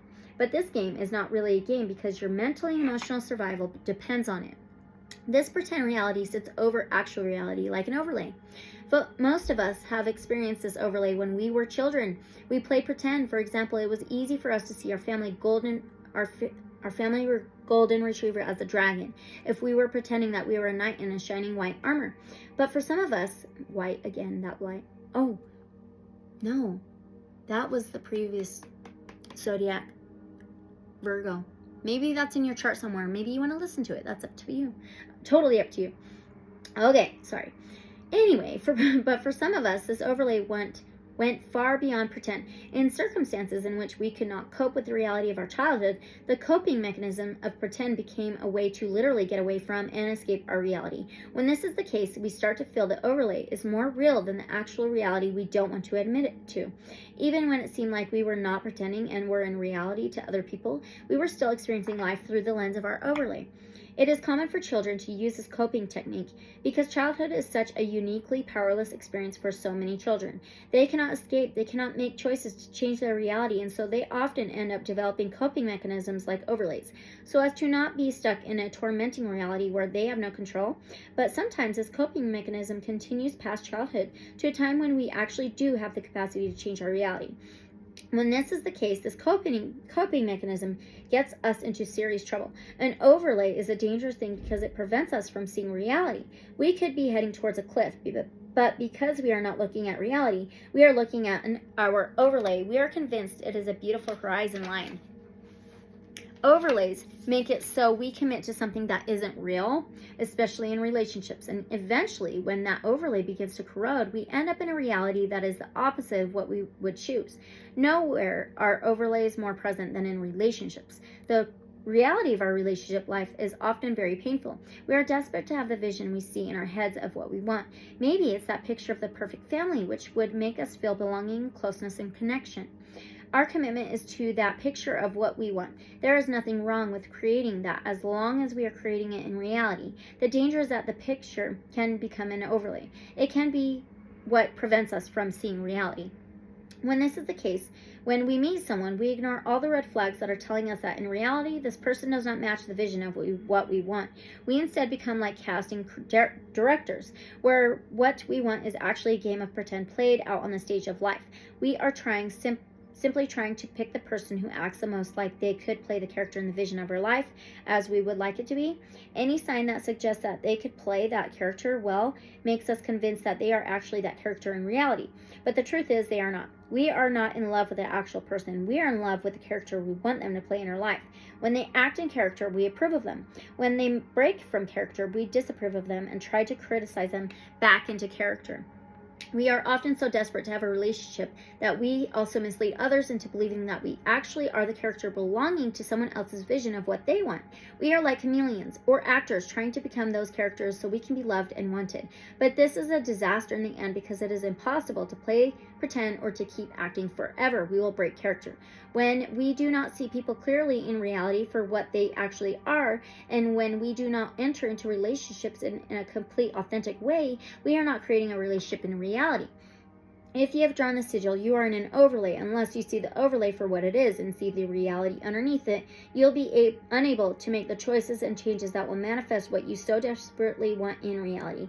Now you are just pretending they are happening in reality, when really they are a fantasy you are living in so that you do not have to face reality. Whoa! Whoa! All right, let's get you an oracle message. Let's see. Let's do, I don't know. Let's do Beyond Lemuria. Some of you may be connected to Lemuria. If not, that's totally fine. Use your discernment. Okay. All right. So with all of this information for our Libras, what should they take with them from this, from their higher self? From the Beyond Lemuria Oracle. Thank you. Wow. Internal Explorer. Number 32. 32 is a 5. 5 is changes and transformations. Good. Well, that can bring challenges too. Okay. What should you take with you from all of this from your higher self? Flow state. assessing infinite information by going within. Wisdom from the collective consciousness. Theta waves, channeling, breaking free from limiting intellect. Creative boldness, being guided by the divine spark. You already hold the keys. When we stop looking outside ourselves and surrender to a soft inner focus, we have access to unlimited information and resources. When we stop thinking with the glass ceiling of our intellect, we have access to multidimensional wisdom from the collective consciousness. Have you ever felt in total flow? Perhaps when speaking about something profound that you have total faith in, you have heard your words articulately unfold. At other times, when you have doubt, you must watch your words and they come out disjointed, only hinting at what you are trying to say. In my journey as an artist, Izzy Ivy, okay, this is her, I found I was able to paint more skillfully than I imagined when I stopped thinking or tightly controlling my images into being. This was especially so when I was starting out. By getting out of my own way, I could get into a flow that felt like something else was guiding my paintbrush. This is known as flow state, and it is said to be the optimal state for higher function. When in deep flow state, it can seem as if something else is guiding me. Perhaps it is my higher self. People often ask whether I have a strong concept of what I will paint before I start. I do have a half-formed idea, but the state I find myself in when I paint allows the rest of the image to form itself. I don't try to control it too much. When I allow myself to really go there and listen to the whispers that guide the journey, it gives more soul to my pieces. These are the creations that people most resonate with, the ones that prompt a mysterious sense of remembering. I am dyslexic and do not think of myself as an author, so the prospect of writing the text for this guidebook could have been quite overwhelming. But I was guided to drop into the vibration of the card and trust that the words would flow. I reached a deeper part of myself where I somehow had access to information that was far more vast than my mind could intellectualize. The same place my visual artwork comes from. You may have read quotes about being far more amazing than you realize. There's an infinite part of us that is God, or whatever you wish to call it. And when we attune to our divine state, we really can do anything we apply ourselves to. Everything is there within you, waiting for expression. You are invited to explore the state of flow. This card is also a reminder that you are an infinitely amazing being who can access collective consciousness, especially when you surrender some control to the greater process or get out of your own way. You have the permission you felt you needed. So go within and explore. Wonderful gifts are waiting for you. It started on page 88. So now you have 77 and 88. Okay. All right. Woo, Libra. Let's get your last oracle message from the Shaman's Dream Oracle. Okay. What is the last oracle message from our Libra's higher self, please? Ooh, 38. That's funny. Okay, that is the number 11. You rule the Justice card, the 11th major arcana in the tarot. That's balance, harmony, justice, truth, clarity, the scales, many masks. Wow, the authentic self. Okay, everything's changing. You're pulling forward the authentic self, your authentic self, no matter what. All right. Powerful. Okay, these are your messages, Libra. Take what resonates, leave whatever may not resonate. Use your discernment. Thank you so much for being here. Don't forget to like, comment, subscribe, and share. If you want a free reading, my email is in the description below. And always unconditional love and light. So be it. And I'll see you in the next reading or video. Bye, Libra.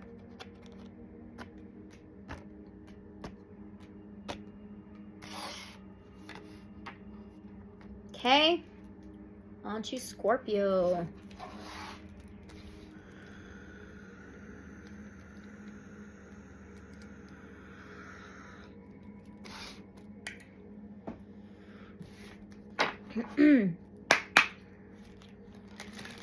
Welcome, Scorpios. We have the Higher Self Oracle here. We're going to begin with. We always ask Divine Source Creator, guides of love and light only. So what do Scorpio's higher self want them to know in this moment? What do our Scorpio's higher self want them to know in this moment? You got manifest. Powerful. You got abilities. We manifest. We can manifest anything, good or bad. It's up to us, right? Okay, I'm going way too far. Let's see.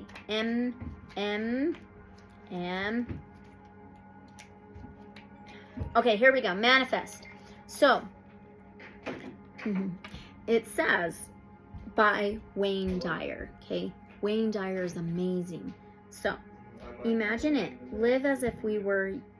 Okay, let me start over. Mercury retrograde. Scorpio. Imagine it. Live as if it were your reality. Allow no detractors. But most important, assume the feeling of it. And you will merge with it. And it will merge with you. So that it is no longer a duality. It is you becoming one with what you desire. All creation comes from the mind. The divine creates through the infinite intelligence of the mind. And we create utilizing the same process. This card indicates a need to recognize that you too are a creator and possess manifesting abilities. It is within you to harness the power of your creative faculties and to call upon the wisdom of your imagination to manifest your desires into form. Do not worry about the size of your dreams because everything is possible. Your higher self is asking you to get clear on what you want to create without worrying about any possible limitations. Write down the number one thing you wish to manifest. Consider creating a journal or vision board to reinforce the dream in your mind. Additionally, feel how it would be to actually manifest your dream because the feeling aspect of manifestation increases its power. Keep a consistent positive mindset throughout the manifestation process, since that joyful energy will manifest your dream more quickly. If your mindset or your energy constantly fluctuates while manifesting, it sends mixed signals to the universe because consistency is key. Meditate and ask your higher self to provide the right guidance to execute it. While you may have a very clear idea on what it takes to manifest, your higher self's vision is holistic and knows the best path forward to make your dream a reality. Your higher self will also be able to identify any necessary pitfalls or obstacles when it comes to manifesting your vision. You may experience occasional rerouting during the manifestation process, but trust the direction you'll be given. Take one step at a time and follow the breadcrumbs your higher self leaves for you. Surrender to divine timing during this process. Make sure to trust your gut feelings about people and opportunities that come your way. If a door closes, accept that it's not for you. Remember to repeatedly visualize, feel, and take guided action steps, and your dream will manifest. Oh my gosh! Yes! Wow! That is powerful, Scorpio. Okay, now from the Blind Spot Oracle, what information and knowledge do Scorpio's higher self have for them now? What information and knowledge do Scorpio's higher self have for them now? In my lap. Number 12. Okay, so 12 is also a 3. The third house is communication, transportation, journeys, and technology. Let's read this out of the guidebook. Information and knowledge for you. From your higher self. Your goodness. Wow. If you have drawn the sigil in this situation, you and perhaps other people do not see your own goodness, capability, or excellence. Maybe you're not feeling good enough. Perhaps you are looking at other people and wishing you were as good as they are. Perhaps you are perpetually caught in self-doubt, self-blame, or self-criticism. You do not see the truth of yourself clearly because you are seeing yourself through an inaccurate negative light. Ask yourself, what am I afraid of will happen if I admit to what is truly good and excellent about me? What am I so afraid of will happen if I express this to other people? Every person who has been socialized, no matter where they grow up or what society they are raised in, has an inner self that is self-critical. This is called the inner critic. This self acts like a negative narrator, constantly commenting on you and your life. No matter how much you try to please this aspect of yourself and live up to its standards, you can't. This inner voice is designed to keep you safe from being shamed by others by being the one that shames you from the inside. Essentially, it criticizes you before anyone else has the chance to. This voice is absolutely desperate, in a painful way, to make us a success according to our adopted definition of success, and to make us approved of by people within our society. Obviously, this method of coping with the world is, in fact, a setup for a life of self-shaming. The saddest thing about this inner part of us is that we don't realize it is adaptation within us. We think it literally is us. This aspect of you is like the parent whose love is abusive. It is like the parent who is so desperate for you to avoid failure, hurt, and shame. Therefore, to see you succeed, make enough money, find the perfect relationship, get the reputable job, and be approved by society. That they end up suffocating you with pressure. Okay, if you consider this internal self-evaluator as a part of you that asks you for help to immediately change a situation that could cause you rejection, you'll begin to see that these painful feelings are not trying to hurt you. Instead, they are like a smoke alarm that is screaming out for your help. If you have drawn the sigil, you need to admit to what is good about you and capable about you and excellent about you, especially relative to the situation at hand. And the other people involved in this situation need to do this too. In this situation, both you and those around you have a serious blind spot relative to that goodness. Instead, all you and potentially they see is badness and wrongness. Ooh, okay, so maybe you don't feel you are capable enough to manifest, okay? So, let's do the Sacred Light Oracle. Where did I put that? There, right there. Okay, Scorpio Sacred Light Oracle. With this information for our Scorpios, what should they take with them from this? What should they take with them from this? What should our Scorpios take with them from this, from their higher selves? Oh, come on. What should our Scorpios take with them from this? Number 7, and it says consciousness. Be conscious of this. You are capable of manifesting everything. 7th house is balance, harmony, union, relationships, and partnerships. It says self-awareness, personal realizations, and prejudices. Wow. Okay, let's read this out of the guidebook. Okay, you take this with you, Scorpio. The divine invisible thread of consciousness connects you with everyone else. It is so strong, it enables links and connections with others through consciousness instantaneously. Knowing who is calling you, thinking of someone, and then bumping into them randomly confirm your deep connection with soul and consciousness. The teachings of Gautama Buddha reinforce self-respect, understanding, and accountability to reduce pain and human sufferance. Being conscious of your own actions is essential if you wish to grow into a higher state of being. True growth is initiated when you don't hide but confront your own opinions, however misguided and uncomfortable they are. Cosmic Master Gautama Buddha reminds you to respect yourself and others. You must remember that respect is earned from the actions you take. Rise above the victim consciousness. Self-love, compassion, and understanding will assist in personal realizations while you seek respect from your family, employment, and social groups. Following in the footsteps of the Earth's cosmic master and taking a path to a higher level of enlightened consciousness is time-consuming. We are all born and raised with certain prejudices, so it is up to us as individuals to change these prejudices. The more we become aware of them, if you are triggered emotionally, take the path of a higher understanding. Make the most of your situation. There is always a lesson of truth to seek. Gautama Buddha. Sacred crystal is golden topaz. Affirmation. I am open to new experiences. I realize my purpose with passion. Wow. Okay, let's get your last oracle message from the Shamans Dream Oracle, Scorpio. From your higher self, okay? What is the last message from Scorpio's higher self, please? Woo! What is the last message our Scorpios can take with them from their higher selves? Number 20, interesting. 20 in the tarot, the major arcanas, is judgment. It's surrendering to the divine source creator. It's making a big decision, a huge call, making a call, a judgment call. The trumpet's blowing, angels coming down. Anyway, it could also be reduced to a 2. The second house in astrology is Taurus energy. It is anything earthly, your material world, anything tangible, just your entire 3D reality, okay? It says feast of plenty. Okay, choices and their consequences. Okay, so it is being able to manifest good or bad. You choose. Okay, so those are your messages, Scorpio.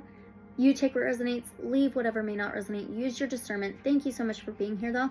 Don't forget to like, comment, subscribe, and share. And if you want a free reading, my email's in the description below. I don't know how long I'm going to be doing that for. Probably not too much longer. So, always unconditional love and light, so be it. And I'll see you in the next reading or video. Bye.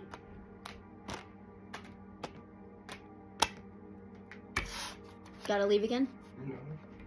No. Oh. Okay.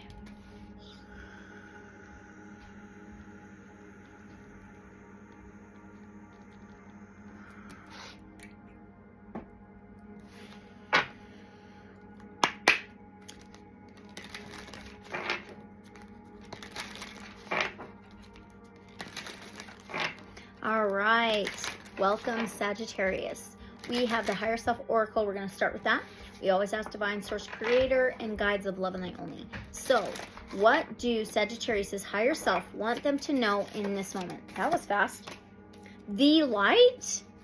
What? You are a light. Know that you're a light. Wow. The light. Let's find that. I think it would be back here. The light. It's gotta be. Maybe not. The light. Nope, it's not. Okay. The light. Yeah. The light. Here we go. The light. So it's by, this is said by Carl Jung, okay? As far as we can discern, the sole purpose of human existence is to kindle a light in the darkness of mere being. Every spirit contains a speck of light that shines bright for the love of all that is. You are a being of light who has volunteered to help, to come to this planet to bring love, laughter, compassion, and kindness. You may question this as you, at times, descend into the world of fear and darkness because of challenging life lessons. The darkness of the earth is created by the dense energy of fear. Fear, manifested anger, hate, envy, jealousy, lack, worry, and anxiety, lowers the vibration of the spirits, sours the mind, and corrupts the heart. Living in states of fear can prevent us from seeing and being the light, but it does not erode the truth of our spirit, even if we cannot see it. Oops, sorry. And the truth is that you have always been the light and will always be the energy of the light. Do not berate yourself for having forgotten your inner light, and do not discard the power of your light because of past missteps and poor decision making. If you're going through an intense and unrelenting life challenge and have been dwelling in the darkness too long, then call upon the light to help you through, since it has the power to cleanse and heal. Since you are made of light energy, you may call it forth from yourself to assist you in the darkness. Your higher self reminds you that regardless of your past, you will always be the light. Since you are part of all that is, and all that really is light, you can never truly be disconnected from what you are. Oh my gosh, that is absolutely amazing. That is so beautiful. All right, now from the Blind Spot Oracle, okay? It can be brutal, so prepare yourself. Chill Swan. All right, now what information and knowledge does Sagittarius' higher self have for them now? What information and knowledge do Sagittarius' higher self have for them now? Number 4. The 4th house in astrology can be home, family, structure, stability. Wrong guidebook. Number 4, let's see. Okay. It says your motives. Ooh, okay. This is the information and knowledge your higher self wants you to know. If you have drawn the sigil, you are not aware of your true motives in the situation at hand. In order to avoid the consequences of this blind spot, you are going to have to be brutally honest with yourself about your actual intentions, motives, and desires. You are going to have to do this even if it makes you feel as though you may be a bad person. As people, life is torture for us to live if we have a poor self-concept. We have to see ourselves as good, but this means that for the sake of seeing ourselves a certain way and being seen a certain way, we are perfectly capable of even fooling ourselves about the truth of our actual motives, intentions, and desires. For example, we might gossip and plot against someone simply because we are so envious or jealous of them. We might tell ourselves that we are marrying for love when in fact we are marrying a person simply because of status or security. We may say yes to something we don't want to do, but act as if we do want to do it, so that we can get whatever reward we are after. We do this anytime we have a means to an end attitude. We may be acting two-faced, which is always an indication that our true motive is being hidden. We may pay the bill simply because we want to force people at the table to be indebted to staying allied with us, as is so often the case when someone does something to displease us and we say, after everything I've done for you. The problem isn't the motive. The problem is if we are fooling ourselves about it and fooling others about it. This makes it deceit. If we want to transcend this blind spot, we must be willing to feel shame.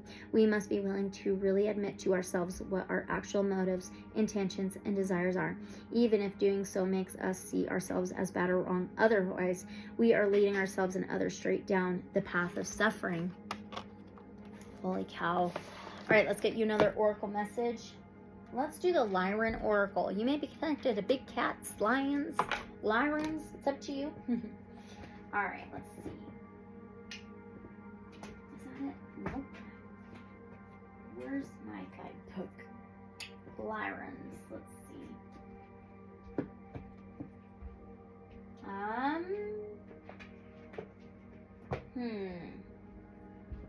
That's it.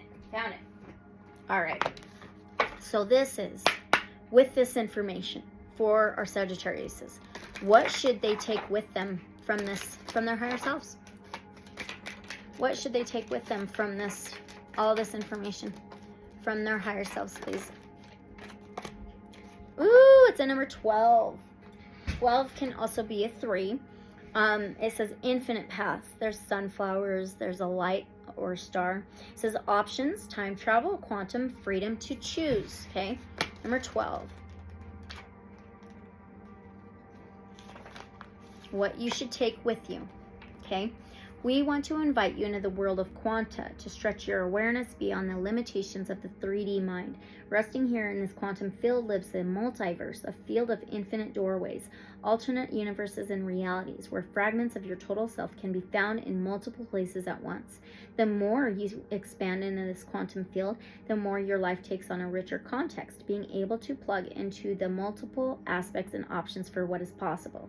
Like us learning from humans and you learning from us, the Lyrans, so too is in this quantum awareness. Can you get communication from your past or future self? This ability to communicate with yourself at different timestamps can provide you with precious information to guide your present reality. When the card of infinite paths arrives, it is your Lyran guides instructing that your future self has communication for you. Begin to contemplate on what your future self would do in this moment. Attune to your highest version and ask this part of yourself, what would they do from their vantage point in the moment? See this future aspect as part of yourself and receive guidance with clarity. An additional meaning of this card may represent that you have more options than you think and should explore multiple options beyond what is presented. Expand your mind and know that the situation is only as limited as you make it out to be. Become infinite and know infinite paths are always available. Options, opportunity in disguise, time travel, quantum science, empowerment, freedom to choose, and a win-win. All right. Okay. Now, let's get your last oracle message from the Shaman's Dream Oracle. Oh. Okay. Okay, so what is the last oracle message for our Sagittarius from their higher self, please? From the Shaman's Dream Oracle. Sagittarius' last message from their higher self. Oh, right in my lap. Okay, it's a number 57. That's a number 12. So now you have 12, 12 or 33. Okay, you may want to look up those numbers. But the 12 reduces to a 3. The third house can be communication, transportation, journeys, technology. It says unmarked trail and a revelation. We were just talking about your path, right? Revelations. Interesting. This may just be a revelation for you. All right. Okay, Sagittarius, these are your messages. Take what resonates, leave whatever may not resonate. Use your discernment. Thank you so much for being here. Don't forget to like, comment, subscribe, and share. If you want a free reading, my email is in the description below. And always unconditional love and light. So be it. And I'll see you in the next reading or video. Bye, Sag. Okay. 3 more to go.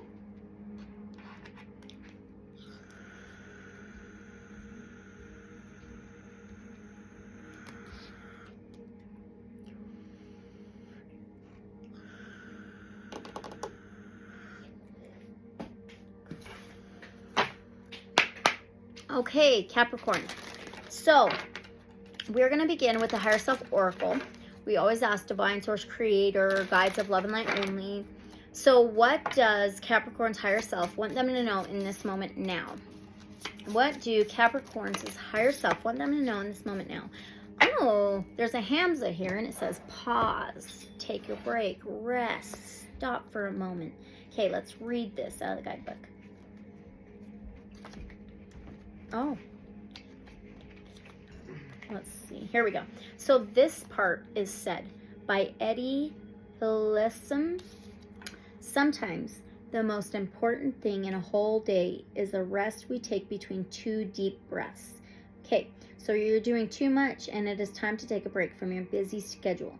If you've been feeling overwhelmed, tired, or irritable from all of life's demands, then it is time for some downtime. Don't worry, your higher self assures you everything will still get completed, but it is difficult to give from an empty well. Your higher self is asking you to put yourself first to rest and recharge your batteries. If it is possible to take a mini vacation, then by all means do so without guilt. However, if you are unable to get away, then find other ways to treat yourself. Consider a spa day, a massage, or some form of healing to unwind. Even a staycation will do you good. Sleep in, read a book, or watch a movie to relax. Take care of your body and mind by giving it a timeout. Play healing music that will help clear your energy and remove unwanted debris from your spirit body. Additionally, your higher self is requesting that you consider making time to meditate in a sacred space to revitalize your spirit. Find a guided meditation to help you clear your chakras, to remove any blocks or unwanted debris that may be weighing you down. If you feel you do not have time to relax, then you need it more than ever. Your higher self reminds you that the body, mind, and spirit require balance, and wellness involves taking regular breaks to maintain your health holistically. Okay, so now from the Blind Spot Oracle, this can be a brutal oracle deck by Till Swan, but prepare yourself, okay? So, what information and knowledge do Capricorn's higher self have for them now? What information and knowledge? Number 57. So, I just counted those numbers. What is that? No, I didn't. Wait, yes, I did. That is 12? No. Yep, 12. So 12 may be significant to some of you, but that's also a 3. 3 may be significant to some of you. Let's read 57. So what information and knowledge does your higher self have for you right now? It says blinding optimism. Okay. If you have drawn the sigil, it means that in this situation, your optimism is blinding you to actual reality. Optimism is associated with many positive things such as increased success, better physical, emotional, and mental health, increased life expectancy, and better recovery from adversity. Having a positive outlook is a positive thing. It is a positive thing until you are using it to deny the negative. This makes positivity nothing more than illusory denial. It may benefit you to also spend time accepting the energy of sigil 10. I'll just tell you what it is. I'm not going to read it. Denial. Okay. Yep. All right. Okay. And coming to understand its message just now. When our motives for being optimistic take us away from awareness, our positive distortions of personal attributes, capabilities, and estimation of the future can and usually do lead to negative outcomes. For example, optimism often leads us a flawed perception of risks, and those who underestimate risks do not take necessary action to avoid them. So positive focus does a lot of good, but there is one enormous caveat to that rule. One massive exception. Positive focus works on everything except the things you're trying to use positive focus to avoid. Another way of saying this is positive focus works except for when it is used as a tool to enable our resistance. It is a guarantee that whatever you resist will persist. The question to ask yourself in this scenario is, what would I do differently if I knew my optimism were misguiding in this scenario? There are times when optimism pays off. This is not one of those times. You are currently using optimism to avoid seeing what is real, and you are about to make choices and take actions based on something other than reality. Okay, so there's that. Now let's get you another oracle message.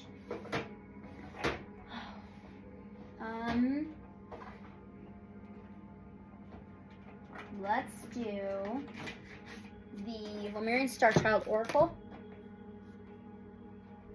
You may be connected to Lemuria, ocean, dolphins, sea life. If not, that's totally okay. Use your discernment. Okay, for Capricorns. So with this information for our Capricorns, what should they take with them from this, from their higher self? What should they take with them from this? From their higher self. Jeez. Synchronicity. Okay, it's the number 6. Well, the 6th house in astrology is Virgo ruled. It's the body, health, wellness, daily routines, boundaries, organization. It says opportunities in divine timing, open to change, and divine outcomes. Okay, let's read this out of the guidebook. Okay, hopefully that stays going. And it's going to be in, let's see, depth. 145.6. Oh, I went right to it pretty well. Okay. This is what you need to take with you, with the rest of the information, the messages from your higher self. Opportunities and divine timing. Open to change, spontaneous occurrences, perfectly aligned interaction, divine outcomes, spaces needed for new opportunities to embody the light, something from out of the blue, even storms have a purpose. Your spiritual evolution is accelerated through synchronistic events. They bring you back to your heart and remind you of your purpose, as if the divine is speaking through these spontaneous occurrences, these perfectly aligned interactions. Can you receive the synchronistic opportunities on your path? They are invisible to the mind, but revealed to the heart. The opportunities might look different from what the fear-based mind might expect or judge to be right. This card reminds you to open your heart so that you can see the opportunities and walk through the doorways of abundance. Your guides show you the deeper meaning of synchronistic events, which helps you to receive even more of them. Allow this alignment of the new earth energies to be revealed to you. Dimensions of the heart, such as the Lemurian energy, are the glue that bring events into alignment to create synchronicity. In Edenic Lemuria, these magical events were commonplace, with many aligned energies allowing for it. Remember this flow of oneness of the Lemurian template, where everything unfolds just perfectly. You meet someone who has the answer you were asking for. You get the opportunity, which is just what you were looking for. Or you open a book to find exactly what you needed to understand. I opened this book and it went right to it, okay? This card invites you to allow and embrace changes in your life. If you hold on to the rational mind, which doesn't like change, or overanalyze might block you. Although it cannot take over for long, because you are emerging, you are going beyond fear of change into openness to change. Your guides show you that there is also hidden synchronicity in your life. Past events that you didn't like at the time might have had divine outcomes that you are now becoming aware of. In the same way, there are many synchronicities between the Eden of ancient Lemuria, the fall of Lemuria, and the Lemurian template for the new earth. Synchronicities can look mysterious, but they are lovingly orchestrated by many beings. This is your family of light from Lemuria, Pleiades, Sirius, and from the angelic realms. Even that is a partial list, because there are so many guides and angels around you. When you are in divine flow, you are allowing these beings to bring divine opportunities into your life. Awesome! That's awesome. Okay, so now we're going to do the last oracle message from the Shaman's Dream Oracle for you, Capricorn. Okay, what is the last oracle message from our Capricorn's higher self?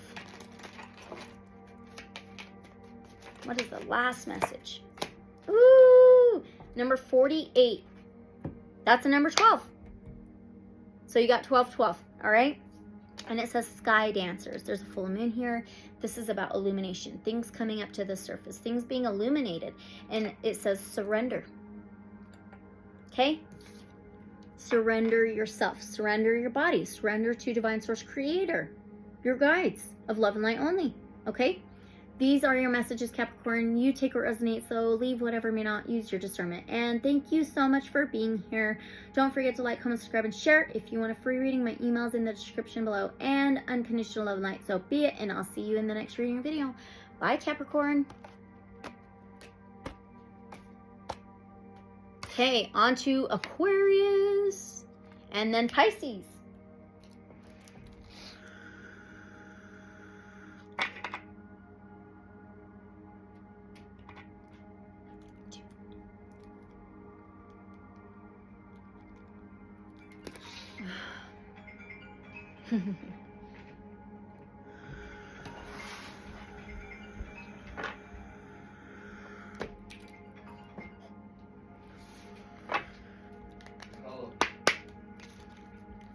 Okay, I better maybe go to 2:15 then.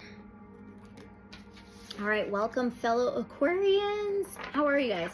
Okay, so we have the Higher Self Oracle here. We're going to begin with, we always ask Divine Source, Creator, and Guides of Love and Light only, okay?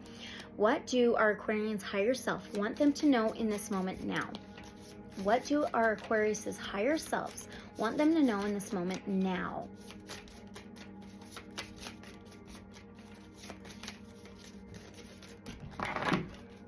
What do our Aquarius', ooh, thank you. Vision? Oh, cool. Ooh, you may be getting a vision. Let's see. Let's find this in the guidebook.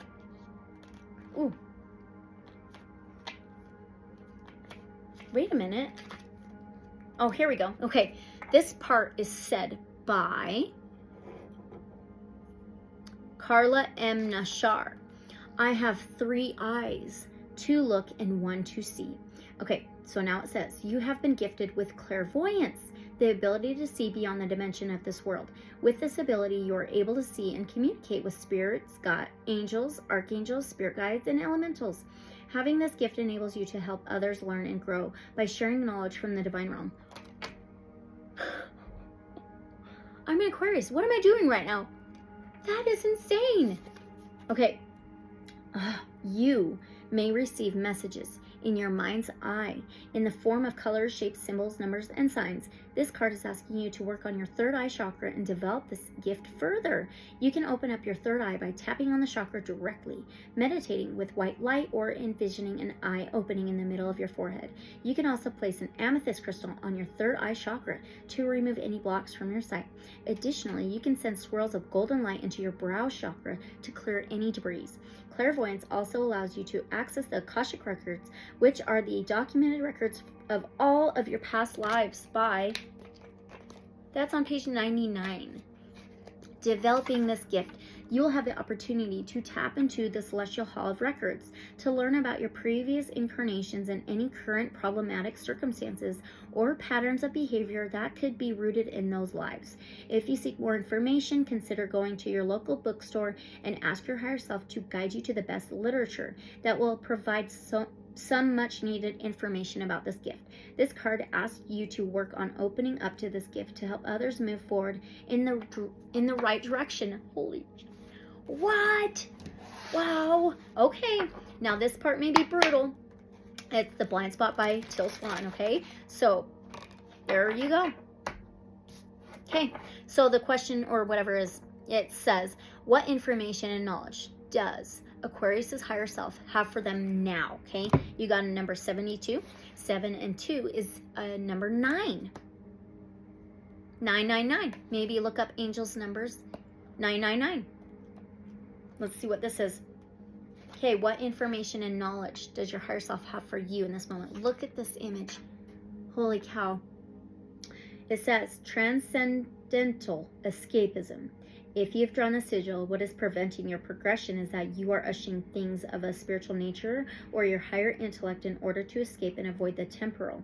You have lost sight of the bigger picture, which includes both physical and non-physical. You are spirit, but you are also body. You cannot die, but you will also most certainly die. To reject the physical and things related to the physical, you reject, deny, and disown part of yourself. In this situation, you are using the spiritual to negate the physical, and you are suffering and will suffer because of it. Wow. If you have drawn the sigil, you are in a resistance to the physical and temporal, or potentially an aspect of it. The temporal world is a world of the purely physical. It is particles, body, color, shape, soma, physical health. Wow. The physical aspect of sex, money, house, place, things. The physical aspect of food, plants, people, and pets, possessions, and so on. I have been kind of worried lately about, like, if the housing market's going to go down or things like that, you know. Okay. It is the realm of material. If you just read these words and felt yourself reject them, you just saw your resistance. No. Okay. For thousands of years, the standard practice that people have taken is to disidentify from the parts of themselves that are unacceptable and identify with the parts that are. For example, a guru was a person who had decided to identify with only one part of himself or herself. He or she fed only that ego. For example, imagine a guru decides that the most acceptable part of himself is concept of enlightened. It is a person who is never angry, who instantly forgives, who has no worldly needs, who is in a state of pure positive focus. Anytime anger, a worldly need, or a negative thought arises within him, he will deny, reject, suppress, and disown the part that is feeling that anger, or need, or negative thought. He will jump into the persona of the guru that he has created, and at first he will deny those things and lie to himself and others that the way the guru's self feels is entirely how he feels. He will not honor the truth or reality of any other part within him. He will do this until he literally loses awareness of any other part of him. His ego is his concept of who an enlightened being is. He cannot admit to anything within him that is not that. It is the strongest attachment you can imagine. This is not a state of health because it is not a state of integration. That was on page 177. Okay. This is a state of selective identification. Here are some examples of scenarios in which you might draw this sigil. When you have been hurt, but you don't want to feel those messy, raw human feelings, and so you practice emotional disidentification and disown your pain body. Wow. When you really need to find a way to make money, but you won't do it or resent doing it because you refuse to accept being part of the current financial system. When you have physical limits, you will not admit to them because you think you can apply mind over matter. When your understanding of philosophy paralyzes your capacity to go in either direction in the physical because you can see both sides of everything. When you need to take physical action to bring something into manifestation in your life, but you believe visualization is enough. When you look at other people struggling with things you feel are trivial, worldly concerns because you think you are beyond it. When you would benefit by going to a doctor, but you refuse to address physical ailments physically. When you refuse to have sex because you believe it is an unnecessary impulse and primitive instinct, or when you explain away abusive and unhealthy sexual behaviors with a spiritual justification, or when the face you feel you have to present to the world, and may have even convinced yourself is your truth, is an enlightened and transcendental one. This sigil has come to remind you that you are using spiritual awareness or higher intellect as a form of resistance, escapism, and denial. And it is highly likely that the answer you seek for improvement lies squarely in the physical and in embracing the physical. I can embrace the physical a lot more for sure. Okay. All right. That's fine. That's fine. Anyway, let's get another oracle message. Let's see.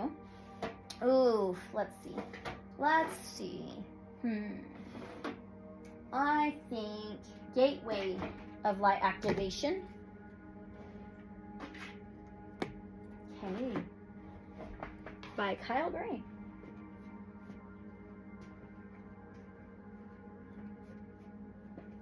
All right. Very interesting. So now, with this information for our Aquariuses, what should they take with them from this? There we go. The Holy Grail. Inner discovery, finding sacredness. You are what you seek. We are a Holy Grail. Okay. Let's find this in the guidebook. What you need to take with you from your higher self. Along with this other information. It's on page 91. 9 and 1 is a 10. It's completion. Success, abundance, fulfillment. Okay. The Holy Grail has been a mystery for thousands of years. Many believe that it was the cup that Jesus drank from at the Last Supper, or that was used to collect his blood at the crucifixion, while others believe that it was a person, possibly Mary Magdalene. It's also been described as a stone, a dish, and a cauldron. The energy of this card is strongly related to the physical space, which is the Chalice Well in Glastonbury, southwest England. Sacred garden where many go to connect with the great goddess and discover the mysteries within. As a gateway, the Holy Grail is the cup of our heart, which we can allow to be filled by source light so that we are overflowing with divine love. The energy that we call into the Holy Grail is the feminine energy of source, the Shekinah, the fierce yet graceful light that inspires us to dance to the sacred rhythm of life. This gateway, therefore, encourages us to stop searching outside ourselves for truth and go within to realize that we've had everything we've been searching for the whole time. It's like inviting the divine in, but knowing that it was already there before we asked. Place your hands on your heart space and say this simple prayer. You can do that and listen if you would like to. Dear Source Light, thank you for filling the cup of my heart, so I am overflowing with your love. Okay, message. You have been on a great quest, seeking, searching, discovering, but the further you've gone, the more your heart has called you back. You may still be looking for treasure, but you are now discovering that all roads lead back to you. The great source of creation holds up a shiny mirror in front of you, and you see your reflection. You are the answer. You are the divine. You are created. You are creating. The gateway of your divinity has opened, and the vessel of your being is flowing with infinite light. You have been searching for God, and God is within. So go within. This is the key to heaven. Your cup is overflowing. Your gifts are being unlocked. Let the world share your treasure. Bam. All right, last oracle message from the Shamans Dream Oracle. Okay. What is the last oracle message for our Aquariuses from their higher selves?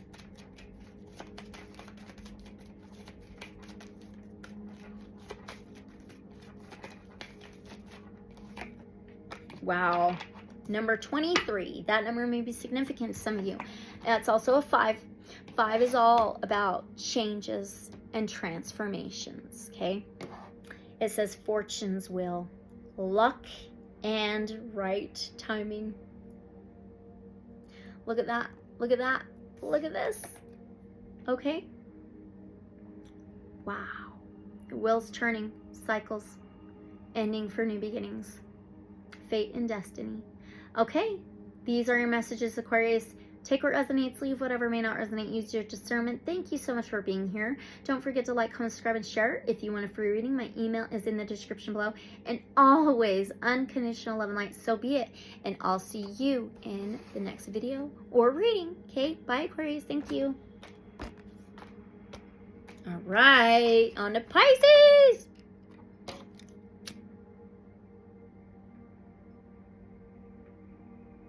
This has been a lot longer than I thought it was going to be. Holy shenanigans.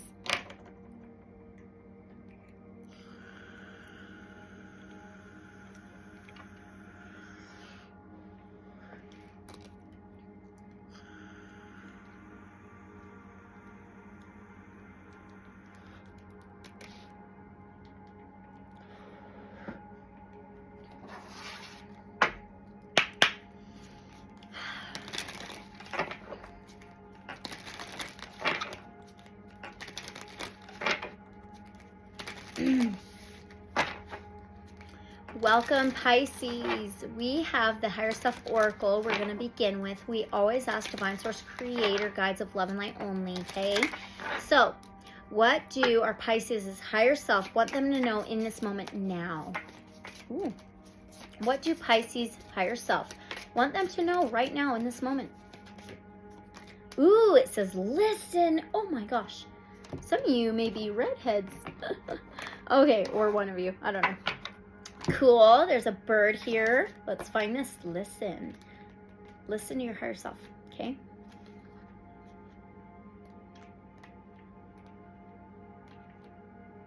Should be right here. Here we go. So this part is said by Steve Jobs. Don't let the noise of others' opinions drown out your own inner voice. Okay, dear Spirit, do you have a question that needs answering? Have you been asking for a solution, or do you need simple guidance? Have you been repeatedly seeking answers from external sources but found them to be conflicting and dissatisfying? This card urges you to withdraw into silence, to tune into your higher self for answers. Your higher self is connected to all that is and has the ability to shed light on situations that may be causing you concern, worry, or anxiety. Your higher self will not chastise you, embarrass you, or ignore your pleas for help. Rather, this loving energy is more than glad to provide insight and clarity about the situation at hand. Once you've asked, the answers will come as intuitive nudges. As a simple exercise to hear the wisdom of your higher self, sit down and then breathe in and out. Once you're relaxed, place your hand on your heart and ask your higher self a question. Listen closely. Since your higher self doesn't yell, it gently speaks through your heart. You may be startled at the guidance provided. Your job is to listen, trust, and follow the information shared with you, since it will lead you in the right direction. That is so beautiful. Okay. All right, now we're going to use the Blind Spot Oracle. Prepare yourself. It can be brutal at times.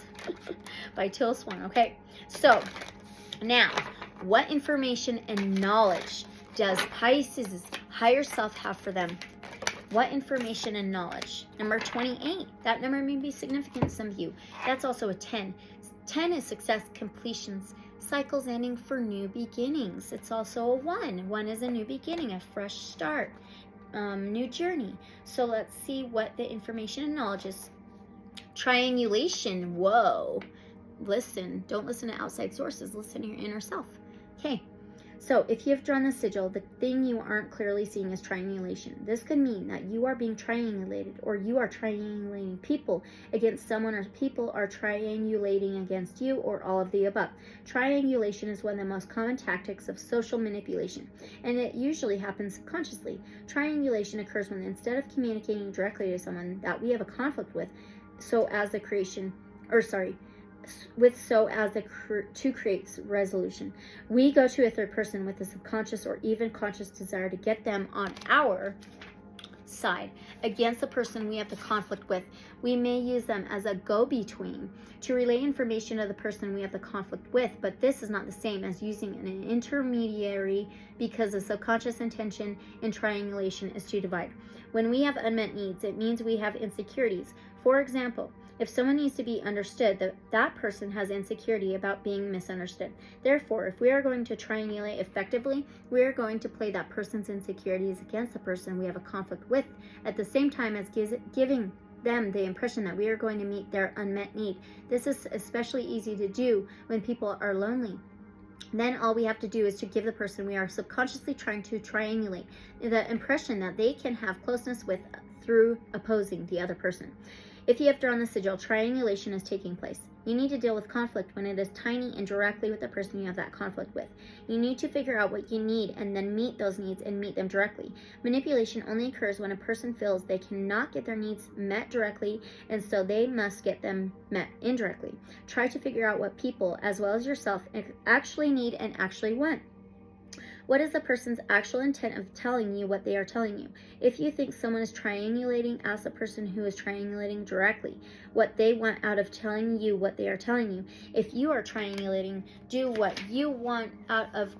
If you are triangulating, what do you want out of gossiping? Develop empathy and compassion. The antidote to triangulation is empathy. In an initial conflict, usually both parties are victims in some way. For example, we may be the victim of someone not prioritizing us, but they might be the victim of extreme pressure, which is why they aren't prioritizing us. Empathy is not designed to negate our hurt. It is designed to make it so we can stay united and not locked into our own perception.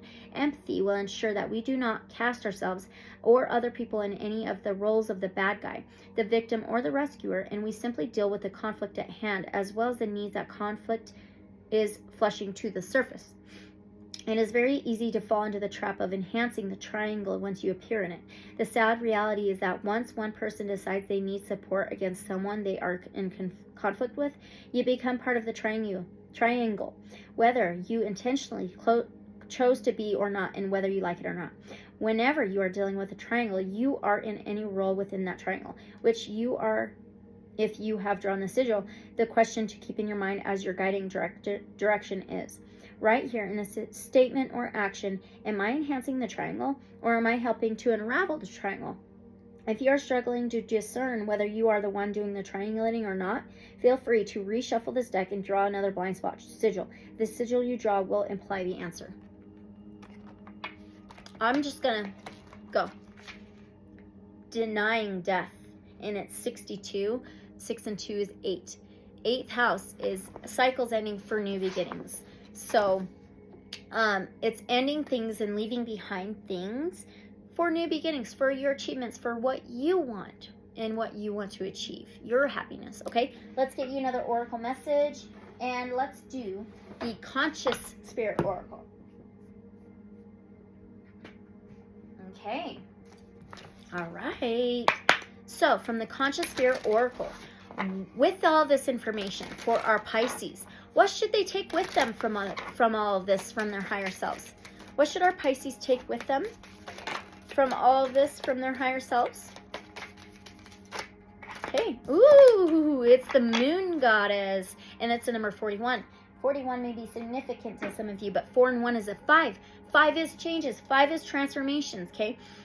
The moon phases is very significant. Pisces. It's so Pisces. The moon in the tarot is ruled by Pisces. It's also like illusions, hidden, unknown, unseen, secrets, lies. It can be intuition, feelings, and emotions. But it says, I am in harmonious flow with the moon's energy in all phases of life, okay? So let's read this for you out of the guidebook. You take this with you, okay? So, the Moon Goddess symbolizes the connection between the moon and Earth. She reminds us that we need to connect and to live in harmony with the moon's phases as they affect our bodies and our minds, the oceans, plants, and animals. By connecting to and living in harmony with these cycles, we can better understand ourselves and all of life on this planet. Each cycle has its own benefits and strengths that you can use to gain knowledge and wisdom. Only by learning to live with these natural lunar cycles will your journey through life become smoother and more enjoyable. Take notice of how the varying phases of the moon affect your mood and your body, and learn to plan your life according to them. Do not resist them. Understand they are phases you must go through. Wow, we just had a lunar eclipse on the 5th, 41, 5. And that was also a 5-5 portal. So once you accept these cycles, you can use each to your own benefit, learning when you will be at your peak performance or when it's best to rest or move into a more passive stage of your life. Whoa. That's crazy. Okay, Pisces, let's get your last oracle message from the Shaman's Dream Oracle. Okay, so what is the very, very last message for our Pisces from their higher selves, please? For our Pisces, what is the last message from their higher selves? Number 64. Okay, 6 and a 4 is a 10. 10 is cycles ending for new beginnings. Okay, death, rebirth. That's amazing. But it says wood wise and adaptability, adapting these phases of life. Okay, wow. All right, Pisces, these are your messages. Take what resonates, leave whatever may not. Use your discernment. Thank you so much for being here. Don't forget to like, comment, subscribe, and share. And if you want a free reading, my email is in the description below. And always, unconditional love and light, so be it. And I'll see you in the next reading or video. Bye, Pisces.